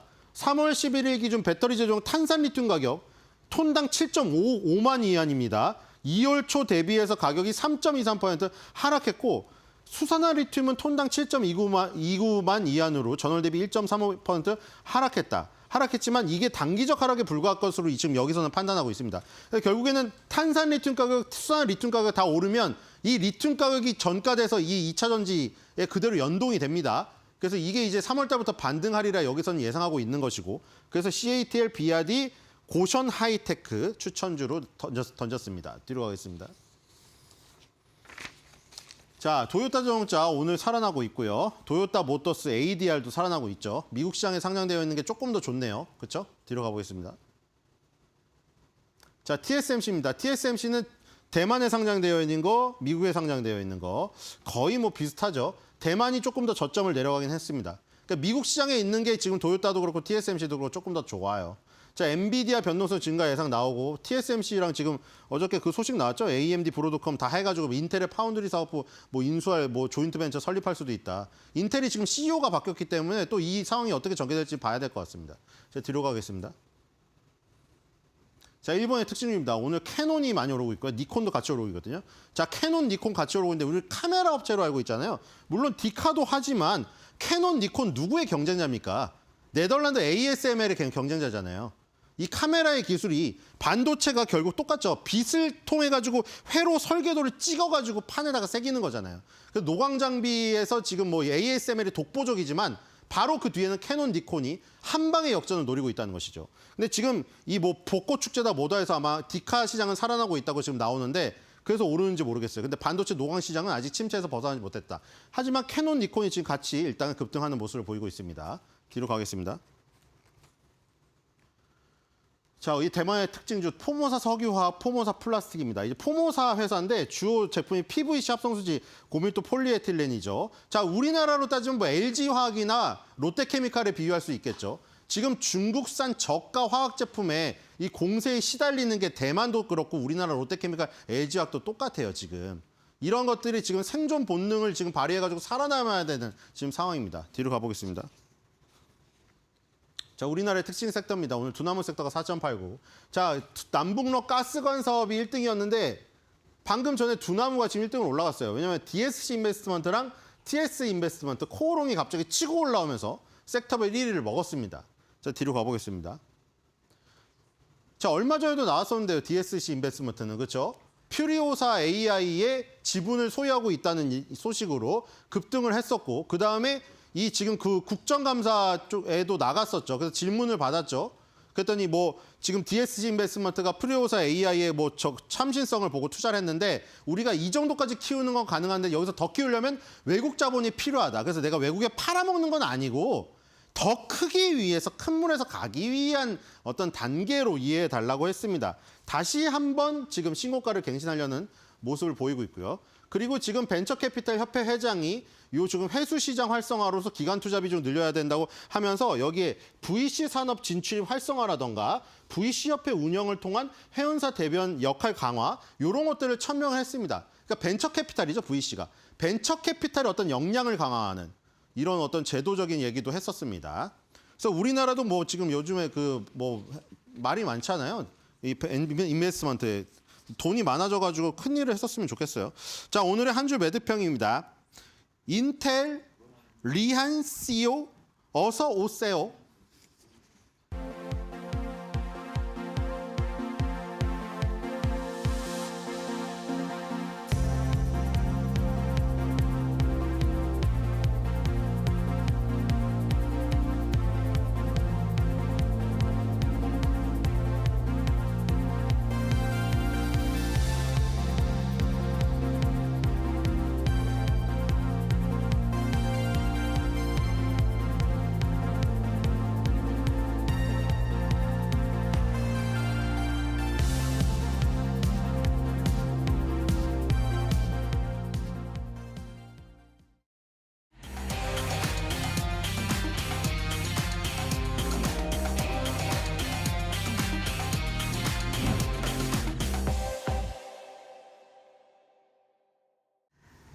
대담한 대담 시작을 하겠습니다.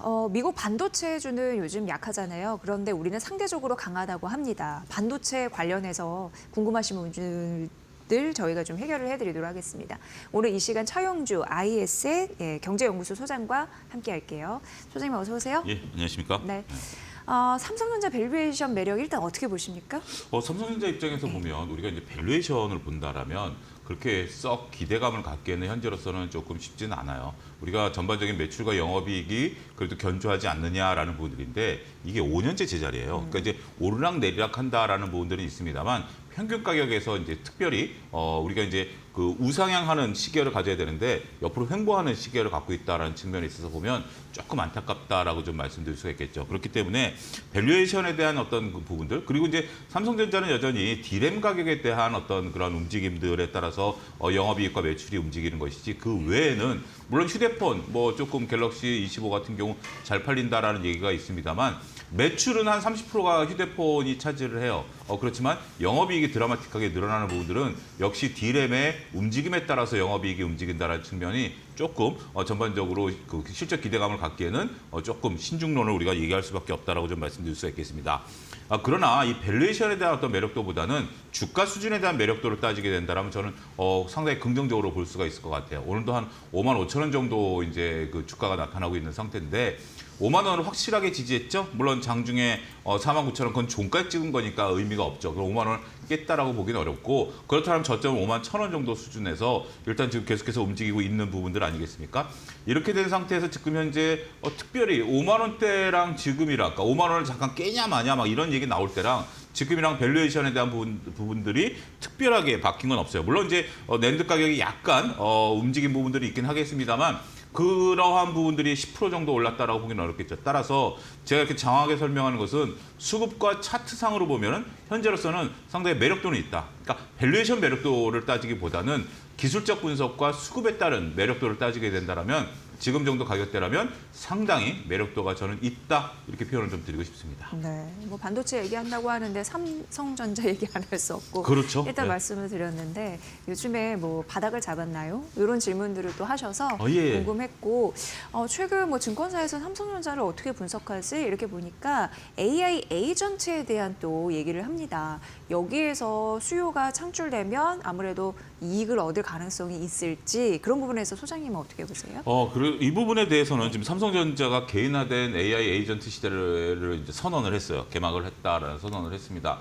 근데 이제 우리가 수요와 공급에 대한 얘기들을 잠깐 좀 언급을 해야 되는데 물론 이 에이전트에 대한 부분들이 있어요. 저도 이제 갤럭시 20 이게 오거든요. 근데 이 부분에 대해서 지금 한 것이 이제 그 인공지능 때문에 샀어요. 네. 그러니까 기존에 저도 휴대폰 같은 경우 제가 뭐 게임을 하거나 뭐 여러 가지 최첨단을 쓰는 게 아니라 대부분 많은 분들이 전화하고 카톡하고 하는 정도이기 때문에 굳이 내가 새로운 휴대폰을 쓸 필요는 없고 고장 나면 뭐 한두 세대 뒤에 걸 샀는데 이번엔 저는 인공지능 때문에 샀어요. 네. 그러니까 인공지능 때문에 신제품을 이렇게 딱 샀다라는 것이 그러니까 결국 내가 필요에 의해서 이 수요와 공급이 맞았다라는 거죠. 우리가 이제 한 가지 오해는 새로운 제품들이 나오면 소비자들이 그것을 살 거야라고 생각을 합니다만 내가 필요하지 않으면 보통 이제 재화라는 것이 필요에 의해서 만들어지는 건데 만들어진 게 내가 필요와 맞아야 되는 거 아니겠습니까? 대표적으로 XR 기기를 들겠죠. XR 기기가 만들어졌지만 수요가 없다 보니까 벌써 XR 기기 언제적 얘기야. 네.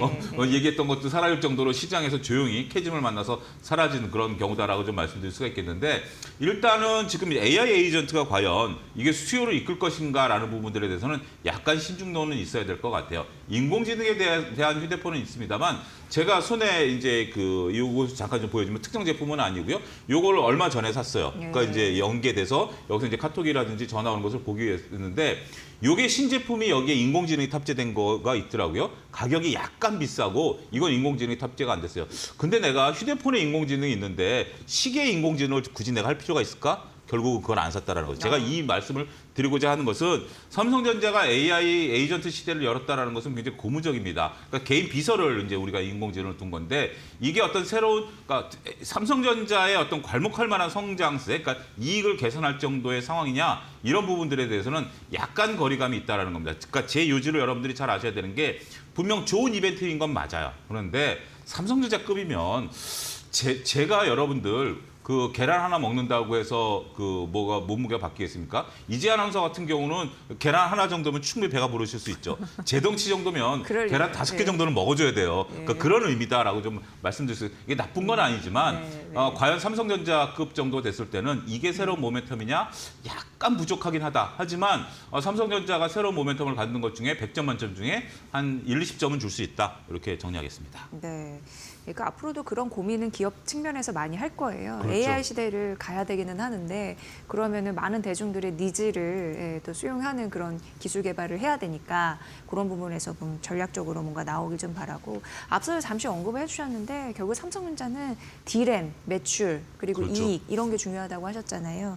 그런 의미에서 D램 실적 개선이 좀 확인이 돼야지 주가 재평가가 가능하지 않을까. 그렇죠. 이런 흐름들을 또 다시 한번 되새기게 하네요. 요게 이번 주에 나온 이제 굉장히 핫한 이슈가 되겠죠. 예. 디램 가격이 5개월 만에 반등세를 나타냈습니다. 그러다 보니까 핫한 이슈가 됐는데요. 그러니까 올해 1월 달 건데 랜드 플래시 가격이 전월 대비 4.5% 상승한 것으로 이제 나타난 것이고 2월 달에도 지금 현재 계속해서 지금 저건 이제 DDR5고요. 제가 얘기한 건 랜드 플래시인데 예. 2.81달러. 그러다 보니까 DDR5도 현재 지금 계속해서 올라가는 이런 추세다라고 좀 말씀드릴 수가 있겠습니다. 삼성전자는 안타깝게도 HBM에 대한 영향력은 그렇게 지금 미미하죠. HBM3, 2를 납품하고 있는 부분들이지만 고사양보다는 저사양 쪽으로 좀 가고 있는 것 같고 역시 D램에 대한 부분들이 있어야 되는데 이게 이제 반등했다라는 거죠. 여러 가지 요소들을 좀 얘기를 합니다. 공급, 그러니까 이제 중국 같은, 그러니까 중국도 물론 이제 반도체랍니다. 하지만 많은 이제 글로벌 국가들이 D램 생산을 이제 공급을 좀 줄여가는 것들, 구조조정을 하는 모습들 이런 것들 때문에 공급이 줄어들어서 움직이는 거 아니야? 라는 부분들도 이제 얘기가 있고 또 하나는 AI 수요가 늘어나다 보니까 HBM만 수요가 늘어나는 것이 아니라 전반적인 서버라든지 이런 것들이 늘어나야 되니까 D램 수요가 늘어나는 거 아니야? 지금 이제 이렇게 얘기가 나오고 있는 거죠. 어찌됐든 중요한 것은 이것이 삼성전자에 미치는 영향은 삼성전자가 갖고 있는 재고에 대한 소진 여부에 달려있다라고 좀 말씀드릴 수가 있겠습니다. 이게 무슨 얘기냐면 현재 지금 삼성전자는 D램 재고가 상당히 높습니다. 근데 D램 재고가 있는데도 글로벌 가격이 올라간다는 것은 재고가 어느 정도 소진돼 가고 있는 신호로 우리가 받아들일 수가 있거든요.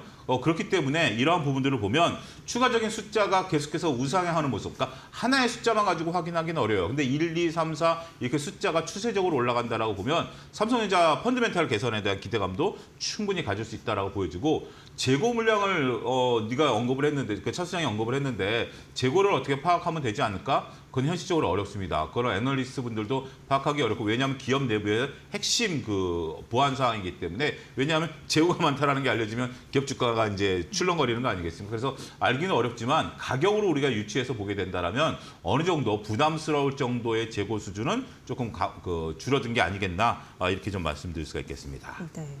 그렇다면 이제 뭐 이렇다 할 만한 뭐 주가를 확 부양시킬 만한 호재가 아직 터지지 않은 상황에서 굉장히 밋밋하게 가고 있는 건 사실이잖아요. 그렇죠. 뭐 AI 시대 같은 경우에도 그건 또 가봐야 아는 상황이고 그러면 당분간 1분기 실적 그 전략도 저희가 가져가야 되는데 예. 저점이 될 가능성은 있을까? 뭐 이런 생각도 하고요. 예, 저는 예. 좀 약간의 저점에 대한 가능성도 충분히 생각해 볼 수 있을 것으로 보여져요. 네. 원래 1분기가 비수기예요. 그러니까 이제 우리가 3, 4분기 때 이제 D램에 대한 보통 통상적으로 보면 이러한 어떤 그 크리스마스 시즌 뭐 이런 것들 앞두고서 보통 이제 이런 것들에 대한 수요 때문에 3, 4분기 때가 피크고 원래 1분기 때가 비수기예요. 1분기 때는 다들 이제 사업 계획 잡고 뭐 이러다 보니까 전반적으로 PC 수요라든지 여러 가지 이제 수요가 탄탄하지 않은 상태인데 그럼에도 불구하고 D램 가격이 앞서 언급드렸다시피 올랐다라는 것은 매우 고무적이다라고 좀 말씀드릴 수가 있겠죠. 그러면 1분기 실적이 저점이 일단 그 차지할 확률이 높다라고 좀 말씀드릴 수가 있겠습니다.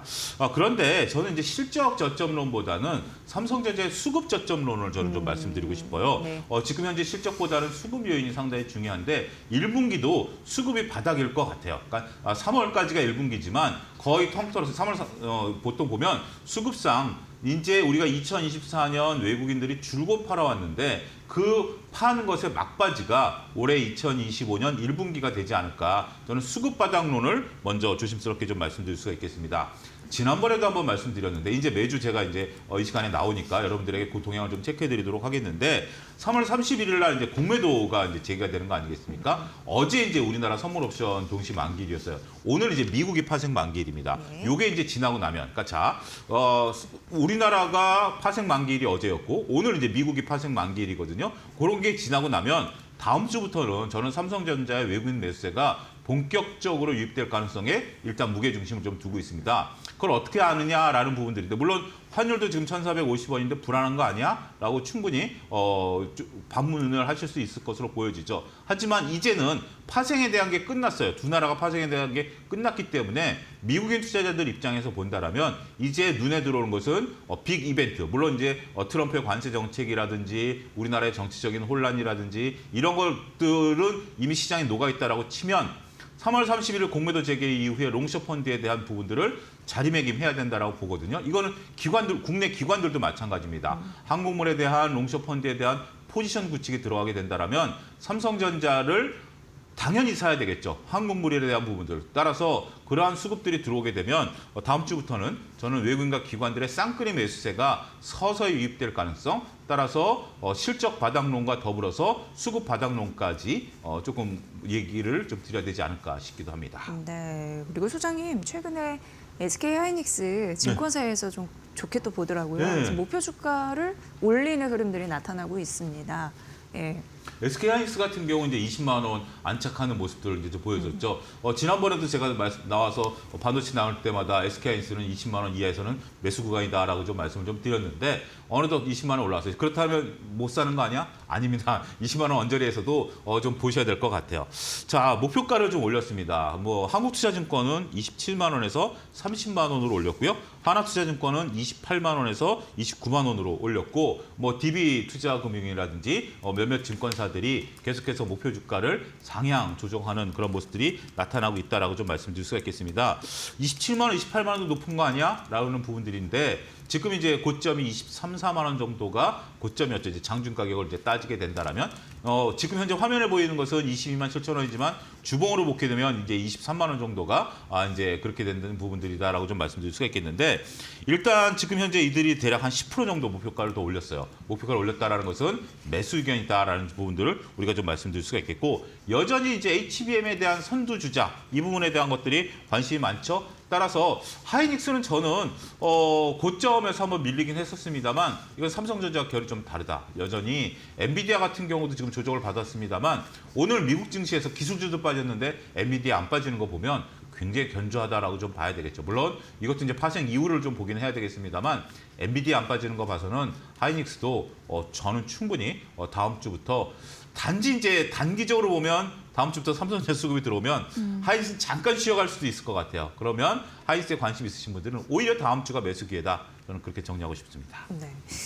이런 것도 좀 생각을 해봐야 됩니다. 미국에서 이제 반도체에 그 관세를 부과하잖아요. 네. 그래서 이제 TSMC도 눈치를 안 볼 수가 없습니다. 적극적인 협력자이긴 그렇죠. 해도 그래서 뭐 웨이퍼와 패키징 공장 이런 부분에서 미국 그 투자를 좀 늘리겠다라고 하고 네. 있는 상황인데 SK 하이닉스 같은 경우는 HBM에 대한 그런 뭐 관세 부과 이런 거 자유롭지는 않잖아요. 자유롭지는 예, 않죠. 예. 자유롭지는 않지만 무조건 오히려 그러나 확실한 공급처이긴 하지만 그렇죠. 또, 예, 예, 자유롭지는 않지만 그렇다라고 해서 그 하이닉스가 지금 현재 예를 들어서 개당 뭐 $1,000에 납품을 하고 있다라고 칩시다. 근데 그게 관세가 100% 부과돼서 $2,000에 납품한다고 엔비디아가 안 살 살까요? 거는 아니다. 예. 그러니까 대체제가 없는 거예요. 그러니까 예. 대체제가 있는 시장. 그러니까 제일 곤혹스러운 게 삼성전자인 것 같아요. 따라서 일단 HBM에 대한 트리거는 여전히 지속될 가능성이 있다라고 보는 거죠. 대체제가 없는 시장이니까. 네. 지금 많은 이제 기업들이 이 대체제가 되기 위해서 노력들을 하고 있는 거 사실 아닙니까? 그런데 아직까지 안 나왔어요.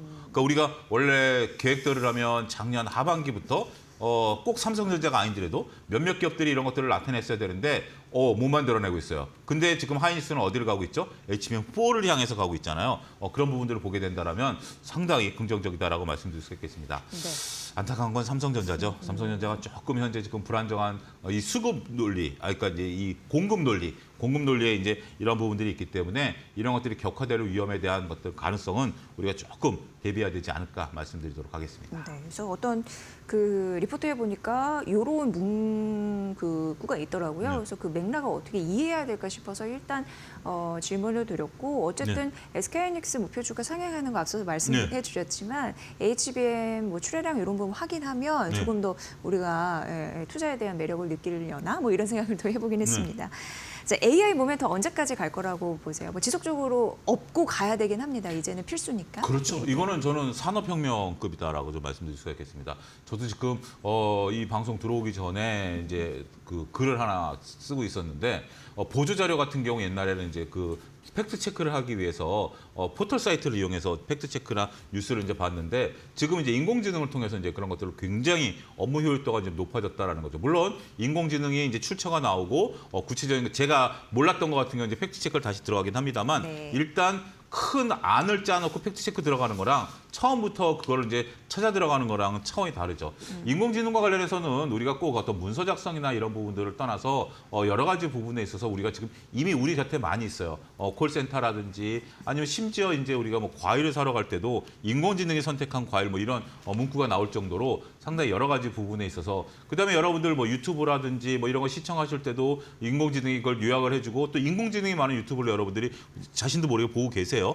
그런 부분들 이제 목소리라든지 영상이라든지 이런 것들을 다 인공지능이 만들다 보니까 지금은 이제 본격적인 저는 개화 단계다라고 좀 말씀드릴 수가 있겠습니다. 아직 이게 그 성숙 단계가 아니라 개화 단계라는 거죠. 우리의 산업, 그 4차 산업혁명의 패러다임을 바꾸는 중요한 단계다라고 좀 말씀드릴 수가 있겠고 일부 좀 피크론을 얘기하시는 분들이 좀 있어요. 인공지능, 그러니까 두 가지 관점이죠. 인공지능 피크론을 얘기하시는 건데 이 부분에 대해서는 여러분들도 쉽게 동의하지는 않으실 거예요. 근데 그렇고 오히려 엔비디아라든지 하이닉스 같은 거에 피크론을 얘기하시는 분들도 있어요. 근데 저는 그 부분에 대해서도 지금 이제 동의하지 않습니다. 왜냐하면 아직까지 경쟁자가 안 나타나고 있는 거죠. 또 하나 지금 이제 이들의 피크론을 얘기하는 분들이 성장률 자체가 꺾였다. 그러니까 성장은 하지만 성장률이 꺾였다라고 하지만 이제 개화되는 산업이기 때문에 크게 개의치 않는다 이렇게 정리하겠습니다. 네, 저희가 앞에서 그 주영섭 서울대 명예교수의 AI 투자론에 대해서 잠시 소개를 해드린 바가 있는데 그 젠슨한 그 엔비디아 CEO가 피지컬 AI 우리가 선도하겠다라고 하니까 우리 긴장해야 된다라는 말씀하시면서 근데 엔비디아가 지금 부족한 부분이 전력 이런 부분. 많이 쓰니까. 그렇죠. 피지컬 AI를 해도 로봇이 가다가 충전이 안 되면은 쓰는 흐름들이 나타나니까 그렇죠. 우리나라 입장에서는 초전력 AI 반도체 개발이 무엇보다 시급하다라는 얘기를 했거든요. 요거에 대한 가능성은 어떻게 보시는지요? 그렇죠. 지금 초전력 그런 부분들은 이제 향후 이제 필요한 것 같아요. 지금 이제 얘기가 나오는 게 로봇 같은 경우 충전 없는 로봇을 만들어내겠다. 이제 이런 뉴스도 이번 주에 나왔거든요. 근데 이것은 계속해서 필요한 건데 그 전에 이제 전력 인프라에 대한 어떤 이 설비에 대한 투자가 계속해서 이루어져야 되겠죠. 그런 부분들에 대한 부분들을 먼저 보셔야 되겠고 기술은 계속 진화할 겁니다. 정말 기술이 진화해서 앞으로 제 다음 세대에는 정말 전력도 굉장히 많이 절약되는 부분들이 있지만 일단 당장은 전력 인프라가 부족하기 때문에 이 부분에 대해서 투자 아이디어를 가져가는 것이 맞다라고 생각을 좀 하시고 그다음에 어제 전력주들이 움직였고 오늘은 조금 조정을 받네요. 근데 전력주들 같은 경우 이제 바닥에서 올라오는 종목들이 있기 때문에 저는 전력주들은 긴 호흡으로 보고 이게 왜냐하면 인공지능이 개발되고 전력 인프라가 그 개화되는 게 올해 원년이거든요. 왜 작년이 아니냐? 작년에 설계 단계였고요. 올해부터 본격적으로 설비 투자가 이루어진다는 측면에서 보면 저점 매수 관점의 접근 여전히 유효하다 이렇게 정리하겠습니다. 네. 뭐 반도체와 전력은 이제 뗄래야 뗄 수 없는 그렇죠. 관계. 같은 그게 한 몸이죠. AI 시대를 함축하는 굉장히 중요한 양축이 아닐까 이런 생각을 해보게 됐습니다. 앞으로 대담해서 그런 시대적인 흐름들 잘 점검을 해주시면 좋을 것 같네요. 자, 차영주 IS 경제연구소 소장의 분석으로 여러분 함께하셨습니다. 잘 들었습니다. 감사합니다.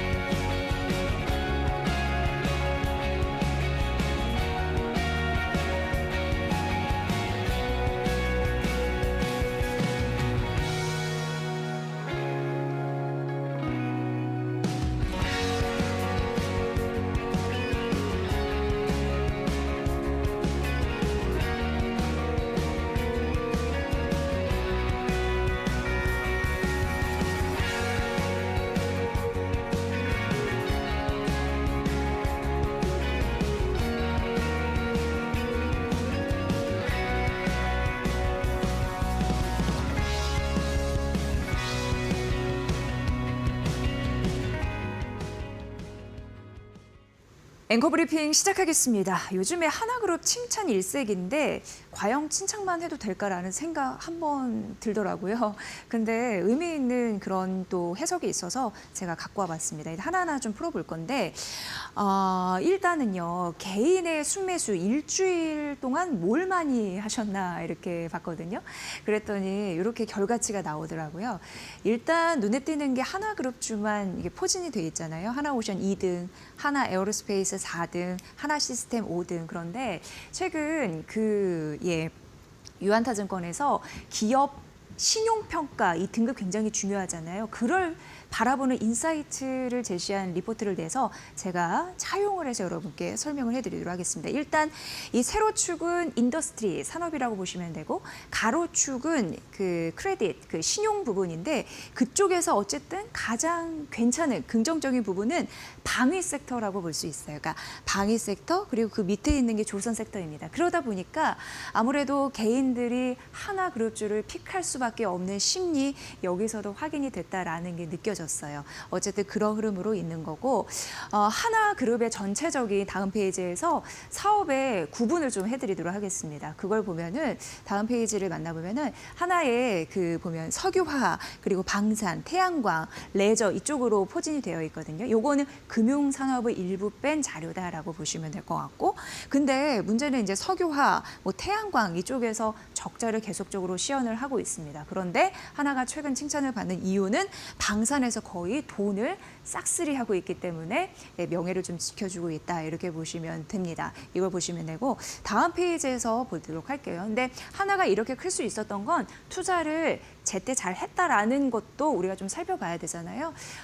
그리고 해외로 뻗어나기 위해서 투자도 앞으로 늘리고 있는 상황 포착이 되고 있습니다. 이걸 보면 2021년부터 한 3년간 그런 투자의 지도를 보여드리는 건데 석유화학, 태양광, 특히나 태양광에 집중적으로 투자를 했어요. 그게 11조 원이 넘어가는 거고 하나솔루션 보면은 뭐 2023년부터 1년 동안 미국 솔라허브 같은 경우에는 북미 최대 태양광 기지라고 보시면 되는데 이쪽에 설비 확충을 위해서 거의 6조 가까운 부분을 이제 투자를 했고 올해 같은 경우에는 솔라허브 잔여 투자나 그리고 라인 고효율화를 위해서 2조 원을 더 투자하는 흐름들이 있었고 방산 같은 경우에는 최근 뭐 실적 잘 내고 있지만 3조 원 가까이 투자를 했었고 뭐 예를 들면 대우조선해양 같은 경우 이제 하나오션이 됐잖아요.